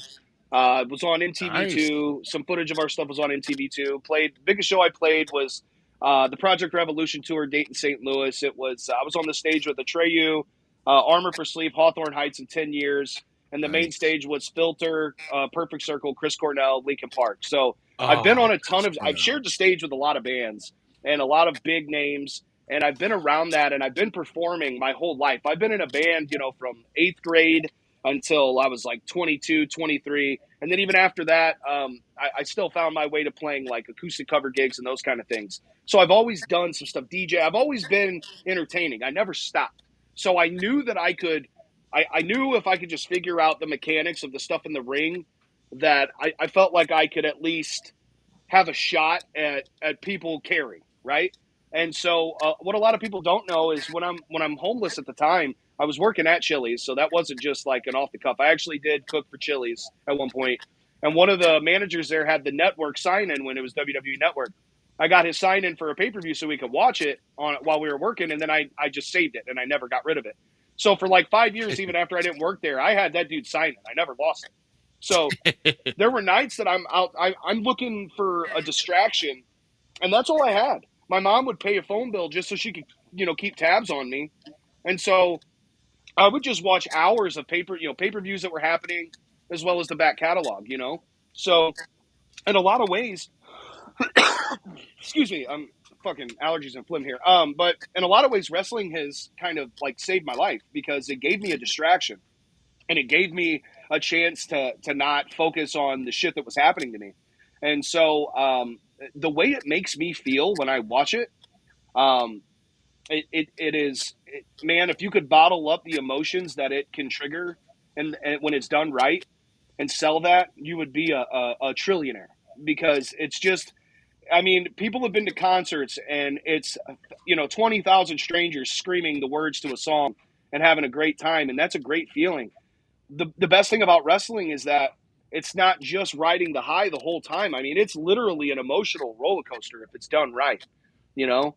I thought that maybe me being able to talk and me being able to, I felt like I could cut promos and really get people invested. And shout out to Tony Esteem from the St. Louis Mercenaries. He wrestled at Dynamo Pro and a bunch of other places around here. That's the one who got me started. I actually started at Dynamo Pro training in like 2021.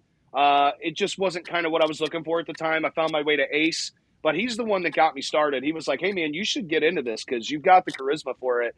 And him and I had played in bands years ago and had known each other for years. So it was really cool to reconnect with him and for him to push me into that. So without him, there is no me at this business.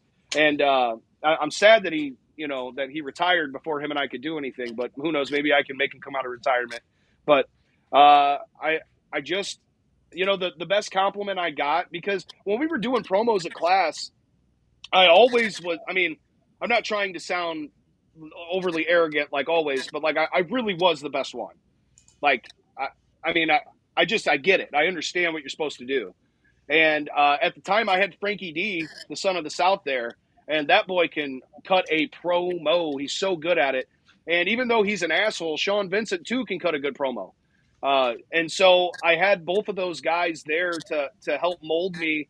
And it's not even really, I mean, they would give me advice on like the structure of what it should look like. But I had a lot of freedom. They just let me kind of go.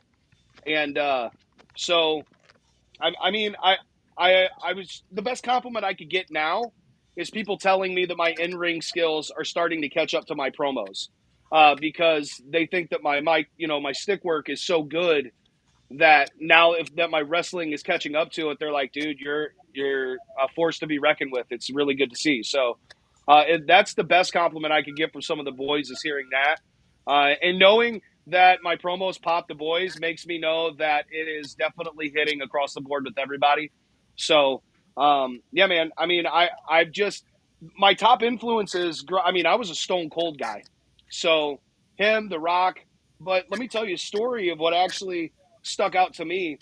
And it's like what I keep in my mind for my own philosophy. And it's, I went to a Monday Night Nitro when I was in the 6th grade. Okay. It was in 98. Wow. Yeah, it was in 98. They were at the Dome. And for the longest time, I couldn't tell you the matches that I saw. I remember bits and pieces of the night because I was younger. I remember having a blast. But what I did remember definitively was, I don't remember the exact words that he used, but I remember Ric Flair cutting a promo on Eric Bischoff. And it got so heated, he chased Bischoff out of the building. And I can remember the way his face was red, beet red.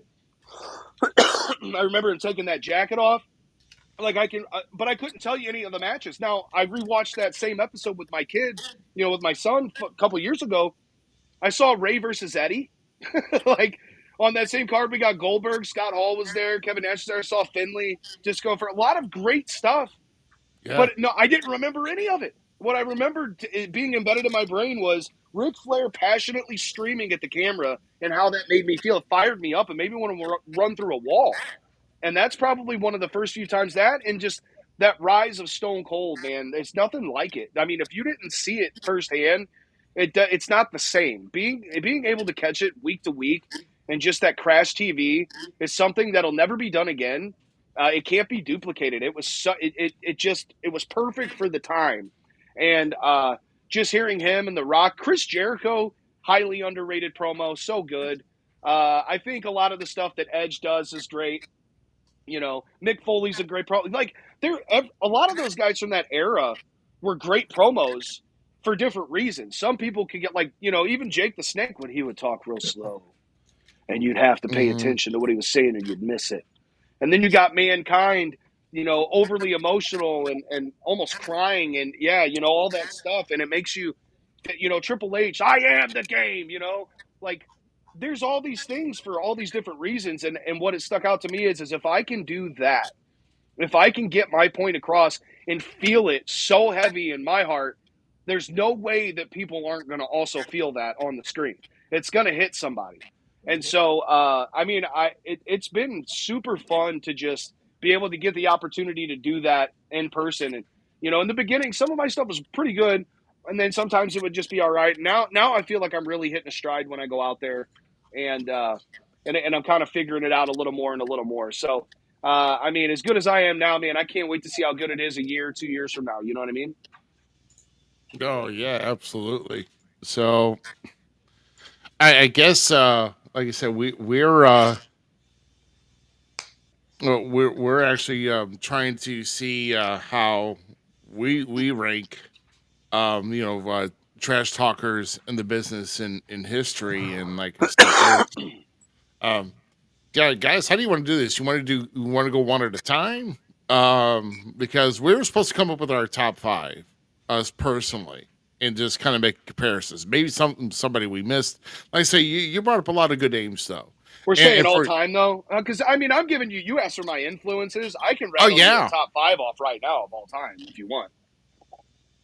Sure, yeah, sure. We'll hand it to the guest. Yeah. Okay. So I think, and I know I'm going to catch some heat for this, but this is a personal. If I would have watched the earlier eras, if I'd have been around for this era, I think I would probably rank him higher. But at number 5, I'm going to have to give to Roddy Piper. Yes. And let me tell you now, as far as mic work goes, on any given day, he could be in a Mount Rushmore all day long. But I'm going just for me personally because I think lists and Mount Rushmores are completely subjective. It's an art form. It can mean something to me that it doesn't mean to someone else. So if you don't like what I have to say, I don't give a shit.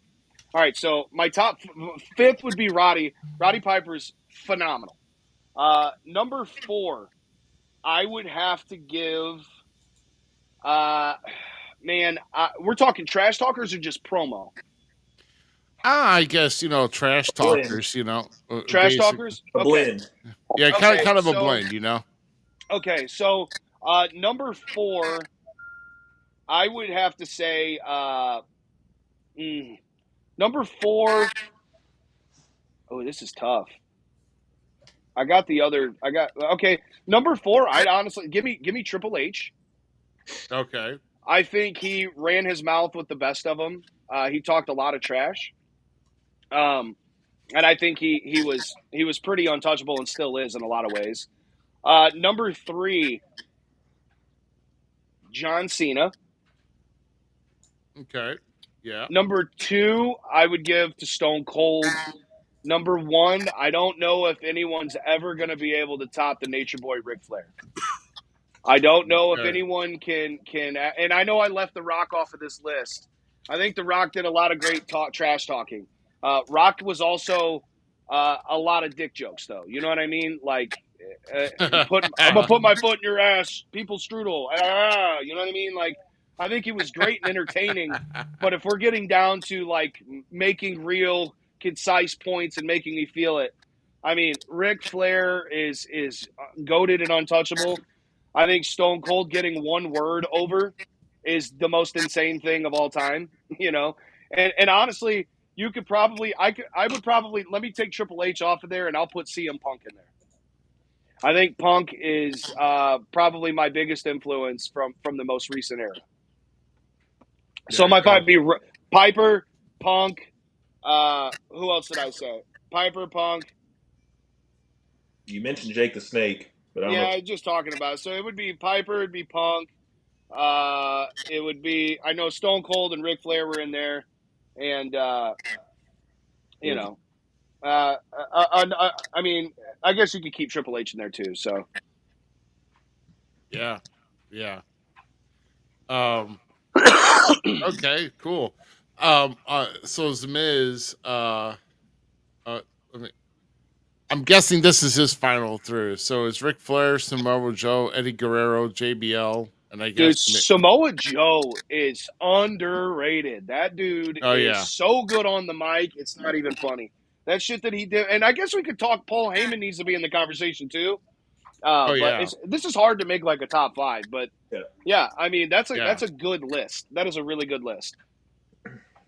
Yeah, absolutely. So let's see. Do you want to go next, GQ? You know what? I lied. Put me number 1 on that list. Ah!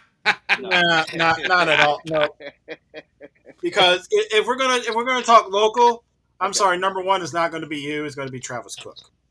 Oh well. Oh boy. Well. Let's put it to you this way. I'm definitely Travis Cook is a fan of mine. So, and I'm a fan of Travis. Imagine a world where him and I work together. You know. No, it'd be too dangerous. We can't picture that. Need personal security for that. So, out of my list, number 5 is probably the most current one on the list. MJF.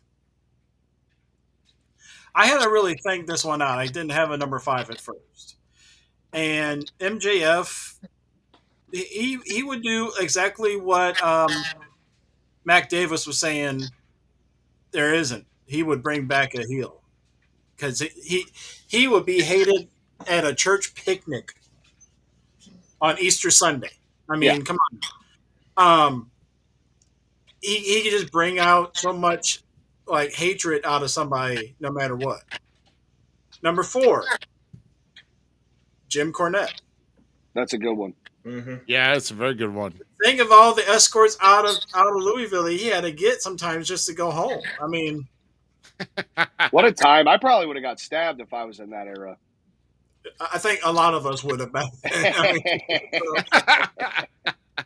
number 3,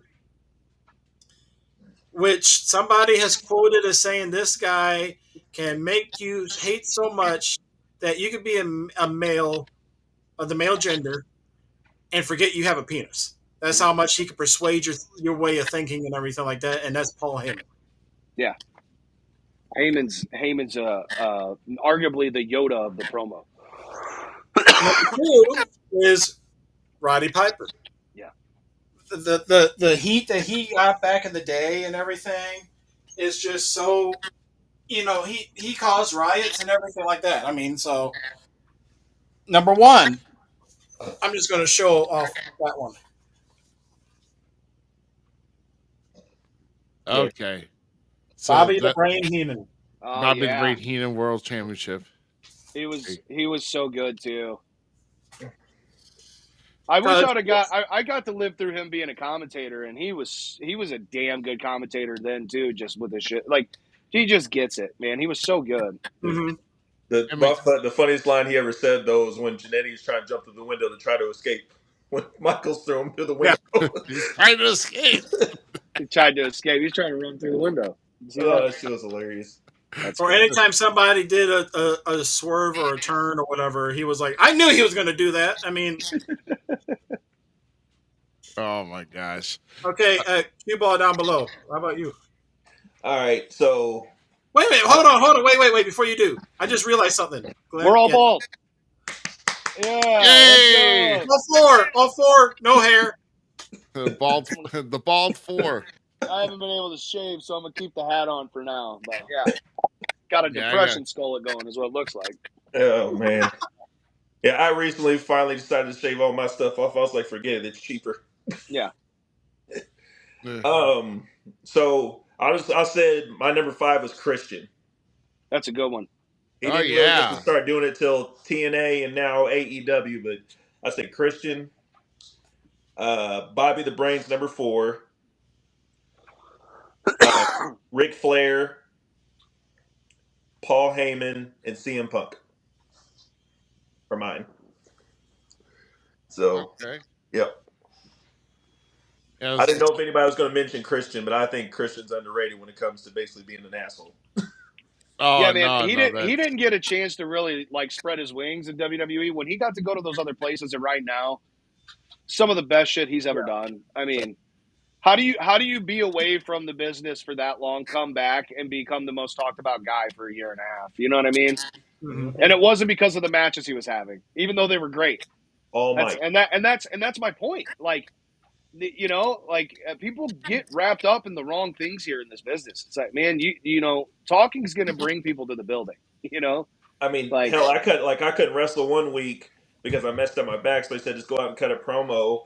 I say something about the lady in the front row, and her and her husband's waiting for me out in the parking lot. yeah, yeah, yeah, yeah. Trying Oh, to jump you, but you're the bad guy. You know what I mean? Like, All right. Oh, I've been sent something by somebody, and I'm going to be. I'll be posting this here in just a short bit, so I'm looking forward to it. So, let's just say it's payback for every time somebody showed an old picture of Ruby. So uh, well, like so, we'll eventually we'll get to that here in a bit. Um, so, oh my gosh, oh never mind. I was looking at something different. So my top five. And like I said, we're talking about all time. A lot of so these guys. Uh, well, what's the capital of Thai? oh yeah, Bangkok. when Christian said Bangkok and they hit the dude in the junk. Yeah, Yeah, Oh yeah, that's great. yeah, yeah, Bangkok. It was Yeah, so that was good. good. Yeah. So my I top thought five. actually with Christian, I thought the promo with him and Edge, Go fuck where they hug, yourself. yeah, and they just go. Yeah, I love I'm that. trying to be the one not to say an F bomb on the show tonight. So I've already said Yeah. one. I don't care. I Swear was jar. first, Kids are up this second. late. It's not my fault. Be a better parent. Dang. I'm just kidding. I have to commit to it now since I've done it. Oh my. Well, so I'm fixing up a scene here. So Oh no. well, it's just a minute. It's so just while a you're minute now. while you're setting it up, say your top five, Ruby. Yep, I'm getting ready to do that now. So You got an organized list you got to put out there? What'd you do? no. Oh no. Don't worry about it. This You'll get one it soon time enough. is band camp. So number five, to me, Chris Jericho.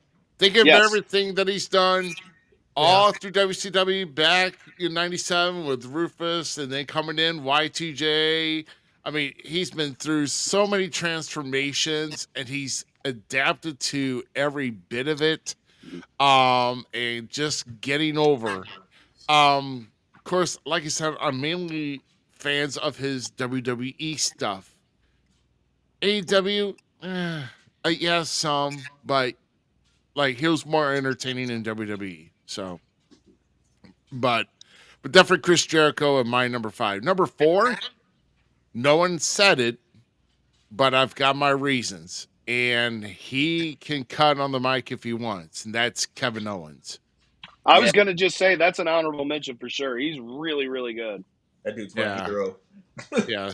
Kevin Owens is really good on the mic. He's definitely with his heel stuff, and right before he had to go drop out of WrestleMania and go have surgery. So they're still waiting for him to have surgery, by the way. So TikTok and time's a ticking. So I don't know if Hopefully he can come back, man. Hopefully he's all right. I hope so too. He's so good. I mean, take some time. You know what I mean? Hopefully he can heal up and then come back and have just a run of a lifetime. Yeah, absolutely. So my number three, CM Punk is actually my number three there. Punk, basically shaking the ground, to, for a lot of, controversy. I guess whenever, he took the title from Money in the Bank, and then started that whole thing, and then just started a run that nobody thought that he would have, holding the WWE Championship for 434 days straight. And of course, that was the second title reign. But I say he was getting over it. And like people have been chanting his name for so long, and even with being gone for 10 years out of the business, people were still chanting his name. So obviously, he's got something there too. He's kind of fading a little bit though, but hopefully he'll. I don't think so. Yeah. I think he's stronger than ever. But I mean, I think that at a certain time and place and level at what's going on, some of these guys don't have anyone to really pull them to Up. the next level. So I think Punk has to kind of hit the brakes a little bit. I think he made Drew McIntyre find himself in the best way with that feud that they had. Mm-hmm. But I think sometimes he has to like kind of dial it back just a little bit, because if you hear the way the fans react, still it's stronger now than it's ever been. It's insane. It's Oh absolutely yeah, crazy. I agree. I agree. I mean, the tone of them singing a song hasn't gone anywhere, so that's how you know he's still fine. Yeah, well, and I mean, and too, like a lot of the stuff you've seen from him recently has mostly been. I mean, he gets his moments where he fires up, but it's in the midst of a lot going on. It's not like, I think when he gets a run to be the guy, we're gonna get a chance to see him absolutely go nuclear, and I hope that they just let him go. You know? Yeah. Yeah.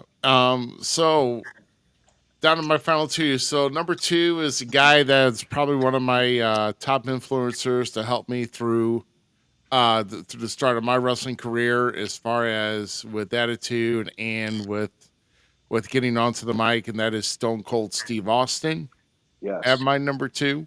And like I said, he just gets over wherever he goes.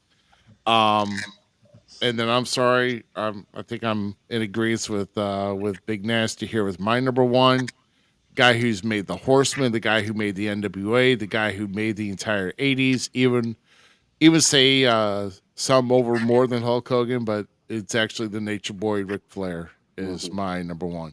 Mhm. So, I mean, go back and look at everything. With the old World Championship Wrestling studio shows, when they're always at the podium, man, with the Horsemen or what he does.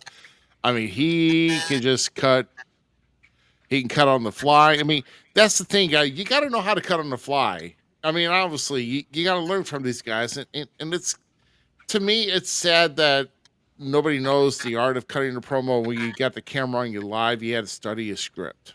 Mm-hmm. You can't just be given like points, what's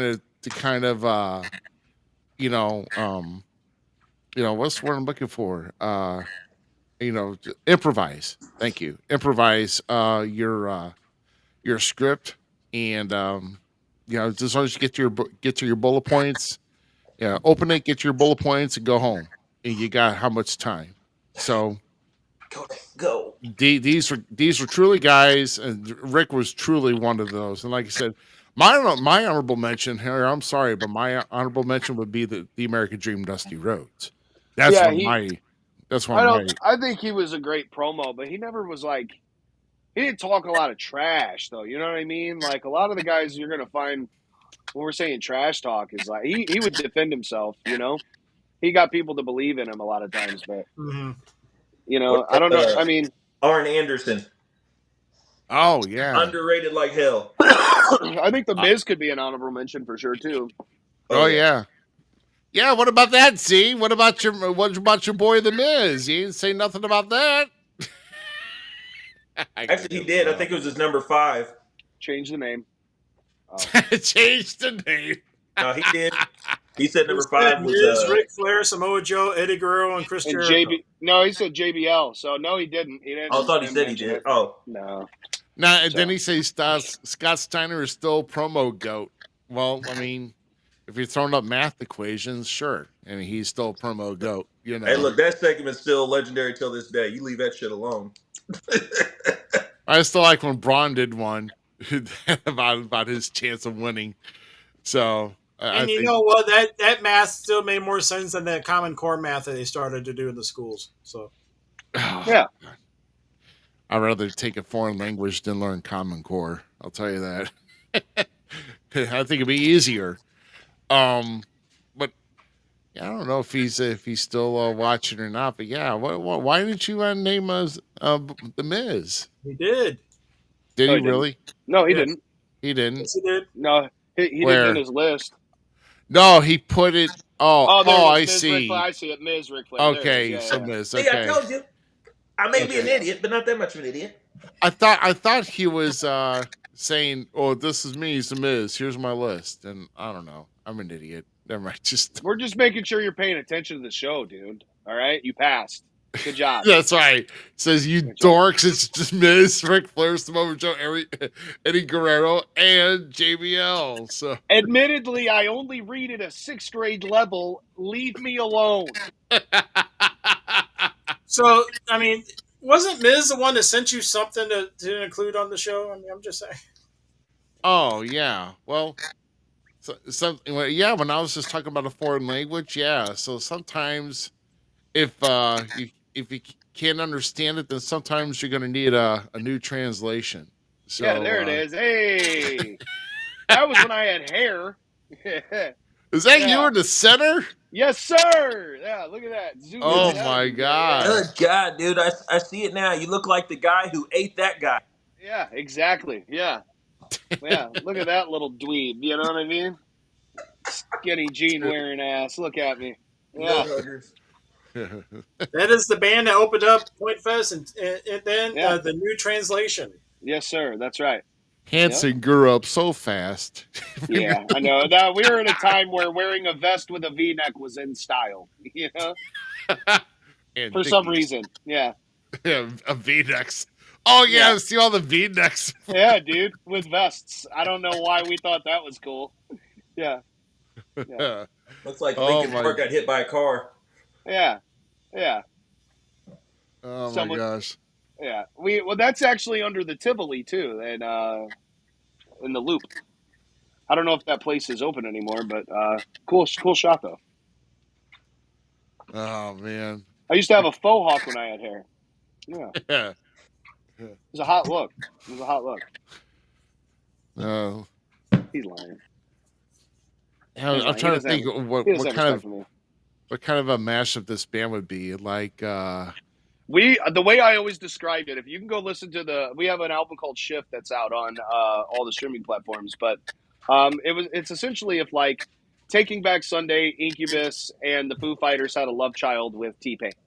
It was just a lot of harmonies, tight pants rock, you know what I mean? Just that really fun alt rock era, a lot of harmonies. But yeah, we had a good time, man. It was a lot of fun. Okay. Yeah, man. That's no. I mean, hey, you were there. You opened the Point Fest, like over 15 years ago. Oh yeah. I was cool once, you know. You were cool once. Yeah, I was cool once. Yeah. So let's talk about So kind of wrapping up on. I mean, you coming up this weekend. You said there's two. So Shawneetown is Friday night, right? Correct. Yeah, I won't be at Shawneetown on Friday, but you can see a lot of the boys from the locker room there. The match that is announced is a Shawneetown street fight. So you got Tommy Wildfire Rich, who's going to get absolutely murdered by Attila Khan. And then if he's still walking and can make it, he's advertised for the show on Saturday at Collinsville at the Bingo Hall, Collinsville, Illinois. I will be there. Not 100% sure who I'm facing or what's going on quite yet. Herb likes to keep it a surprise so he can screw me over as much as possible, even though it doesn't work. But I'll be there. And if Tommy Rich wants to, come, thank me for the house, I think that's a good idea. Shake my hand, give me my flowers. Thank me for all I've done for this business. I think that'd be a good idea. Otherwise, I might have to put him in his place for hopping on my show and getting the center spot on my flyer is crazy. And then I'm going to be, we'll be June 14th. We are at the Worldwide Technology Raceway. I believe they have the Father's Day, like the NHRA stuff or the IndyCar races, like the drag races and stuff. So we're going to be out there having 3 segments of matches throughout the day on Saturday. So it's going to be a lot of fun. And then June 21st, you can see me at Midwest Wrestling Coalition in Godfrey at the Alton Sportsman's Club. I'm in a triple threat match against Kurt Gannon and Bugs Moran. Winner of that match gets a title shot of their choosing. So I'm going to go ahead and steal that and get another championship for the boys in Violence and Progress, which is me, Nasty Nick Nolan, and Kerry Morton from the NWA, who's the heavyweight champion there at NWC. So a lot of cool stuff on the books. Very nice. Yeah, yeah, absolutely. So, man, yeah. So, like, so we wanted to have you come back. I mean, you had like a big year, within this past year. When what going on like 7+ months now, being the Central States champ. On a heater run, boys. Yeah, absolutely. And I'm going to take that championship now across states. We're going to Iowa, like I said in July. I got the big match against James Jeffries. James has no idea what he's in for. That guy, I'm going to beat the tassels off of him. I'm going to throw him around and smack the lips off of him into the fourth row. It's just, I mean, he's gonna try to play nice, and I'm gonna kick his ass in his own hometown, and those people are gonna have to witness it, and they're gonna understand what a champion truly looks like, and all of those legends that are gonna be there. A lot of people have been announced for that. Edge recently has been, or Cope, whatever you want to call him. He's announced for that. JBL will be there. Tons of legends. So it's going to be a crazy time. It's a crazy weekend, and all those legends are going to get to witness greatness and the guy that's on the rise and taking the world by storm in this business, and that's me, Big Nasty. Because everywhere I go, I'm the star of the show, and James Jeffries is going to find that out firsthand, just like everybody else that tries to get in my way is going to find out firsthand. I am on a mission to make it to TV. I'm trying to get on a national television show for a big promotion, and I'm not stopping until I get what I want. Yeah, I mean, well, just keep that momentum going. And like there's avenues and outlets, and just plug away. Like you said, the National Wrestling Hall of Fame weekend is definitely it's going to draw all eyes on Glenn Williams. And tell you what, if you let that Central States title, if you leave it up in Iowa, man, you're never going to hear the end of it. I'm just telling you right now. You're Won't never happen. Hear the Not end. even close. Not even a possibility. We're not on that timeline. The timeline we're on is where I go to Waterloo, Iowa, and make that place my city. I am going to be the biggest star that weekend, and I'm going to beat James Jeffries like he owes me child support. It's not even going to be close. I'm going to absolutely slap the lips off of him, and I'm going to pin him 1, 2, 3 in his home state, and he can take his tassels and his mullet and exist in obscurity while I keep going on to be a champion and a true star that this business needs. Yep, absolutely. So as we're wrapping things Glenn, up, I need you to do me a favor though. If you meet JBL, have him tell you the story about when he pissed on the Oklahoma sign right in front of Gerald Briscoe. I can't wait. That's going to be great. Yeah, I definitely will. So also as we're wrapping up here, let us know where we can find you on social media, and then also any type of final thoughts as we're wrapping up the night for you. Yeah, absolutely. You can follow me anywhere. We got X, you got TikTok, Instagram. It's all at Big Nasty Glenn, Glenn. It's the same handle for all the socials. I'm going to try to attempt to hit YouTube and do a little long form. I feel like you only can get so far posting clips and promos and stuff like that. People really need more to connect to. So I think, getting into the process of how things go, share my story of how I got to where I'm at right now, where I want to go, I think is you could throw a rock and hit anybody that's been affected by addiction. And ultimately, I want people to know that it's hard work. You can't take every day lightly. You can't quit. You can't let up. You have to keep grinding, because if you're not working for what you want, somebody out there is working harder, and somebody's going to take the opportunities that you can get. And so instead of sitting behind a keyboard and being a crybaby like that Aaron guy earlier, you can take action in your life and actually set some goals for yourself and be relentless and go after it. Want to win as bad as you want to breathe. You know what I mean? And I don't live by some moral code in competition, and people just don't like me for that. And they don't like that I'm arrogant and loud and confident. Dr. Drew likes to always call it delusion, but it's just self-confidence, because if I don't believe in myself, clearly nobody else will, because from the minute I walked out, I was getting booed before the people ever took the chance to get to know who I was. So they can all kiss my ass. I don't care. I'm not looking for friends. I'm not looking for people to go, oh man, Big Nasty, you did such a great job. I know, dude, because I worked my ass off. I know I did a good job because I don't miss every time I'm out there. I'm not new to this. I'm true to this. I'm out here making moments every single show I'm on. Ruby, you've been there to see it firsthand. I will steal the show every time. Call the cops now because the next few weeks I'm stealing the show. When I go to Iowa, call the cops. I'm going to steal the show. Go ahead. I'm stealing moments and stealing. When we were at FanFest, I came over and me and Bill After stole the show on your podcast. I need that footage, by the way. I got to post that clip because Bill After said I'm his Oh favorite yeah. wrestler. And then he punched me like an asshole. But, well, that's another time. That's another time. Really weird to say, did it go through the bank account and then said he didn't have a bank account. I was like, well, now I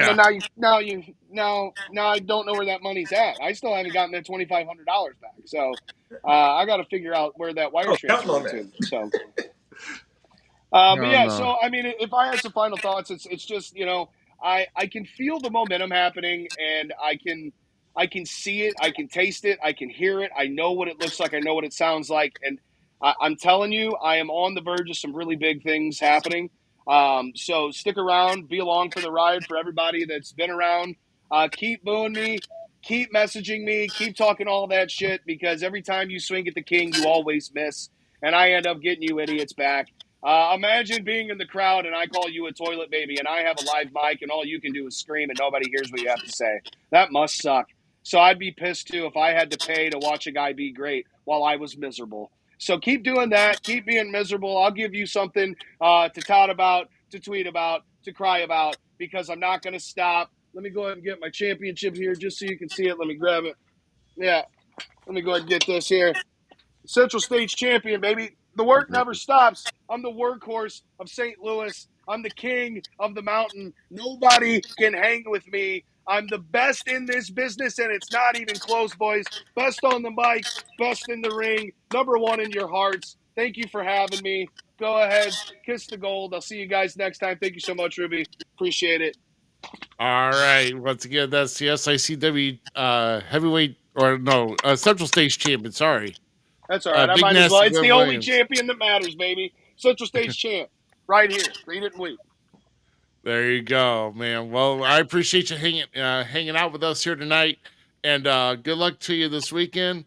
And like I said, we'll catch up soon whenever I can get around, because apparently my booking schedule is not flowing well with SICW this year, and it sucks. So, hey, it's all right, man. It's a good time every time I see you. I appreciate it. Thank you for all you do.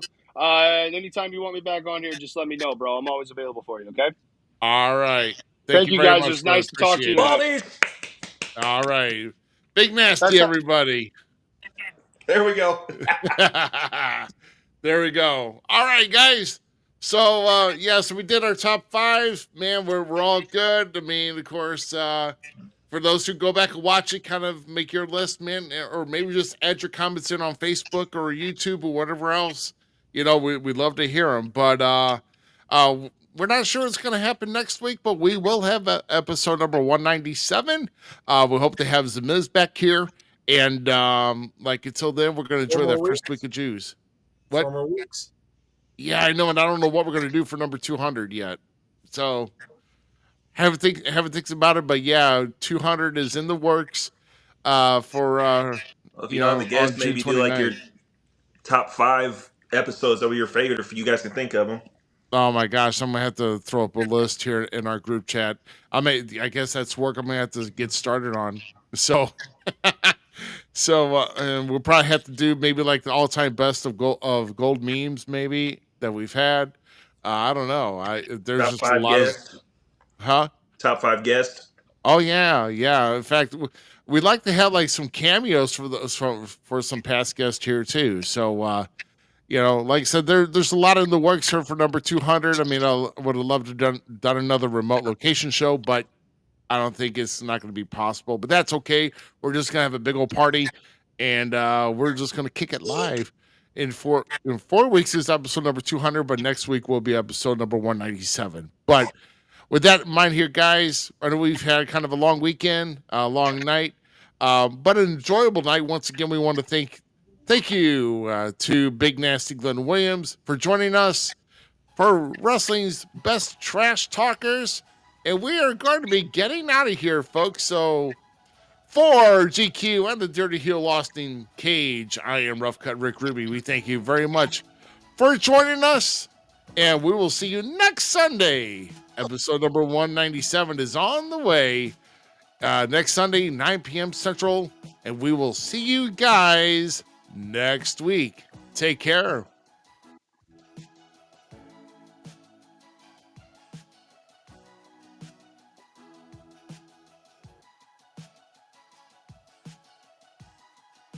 Boy, do they drop fast.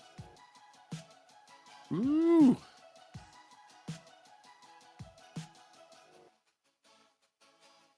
Love you, Z.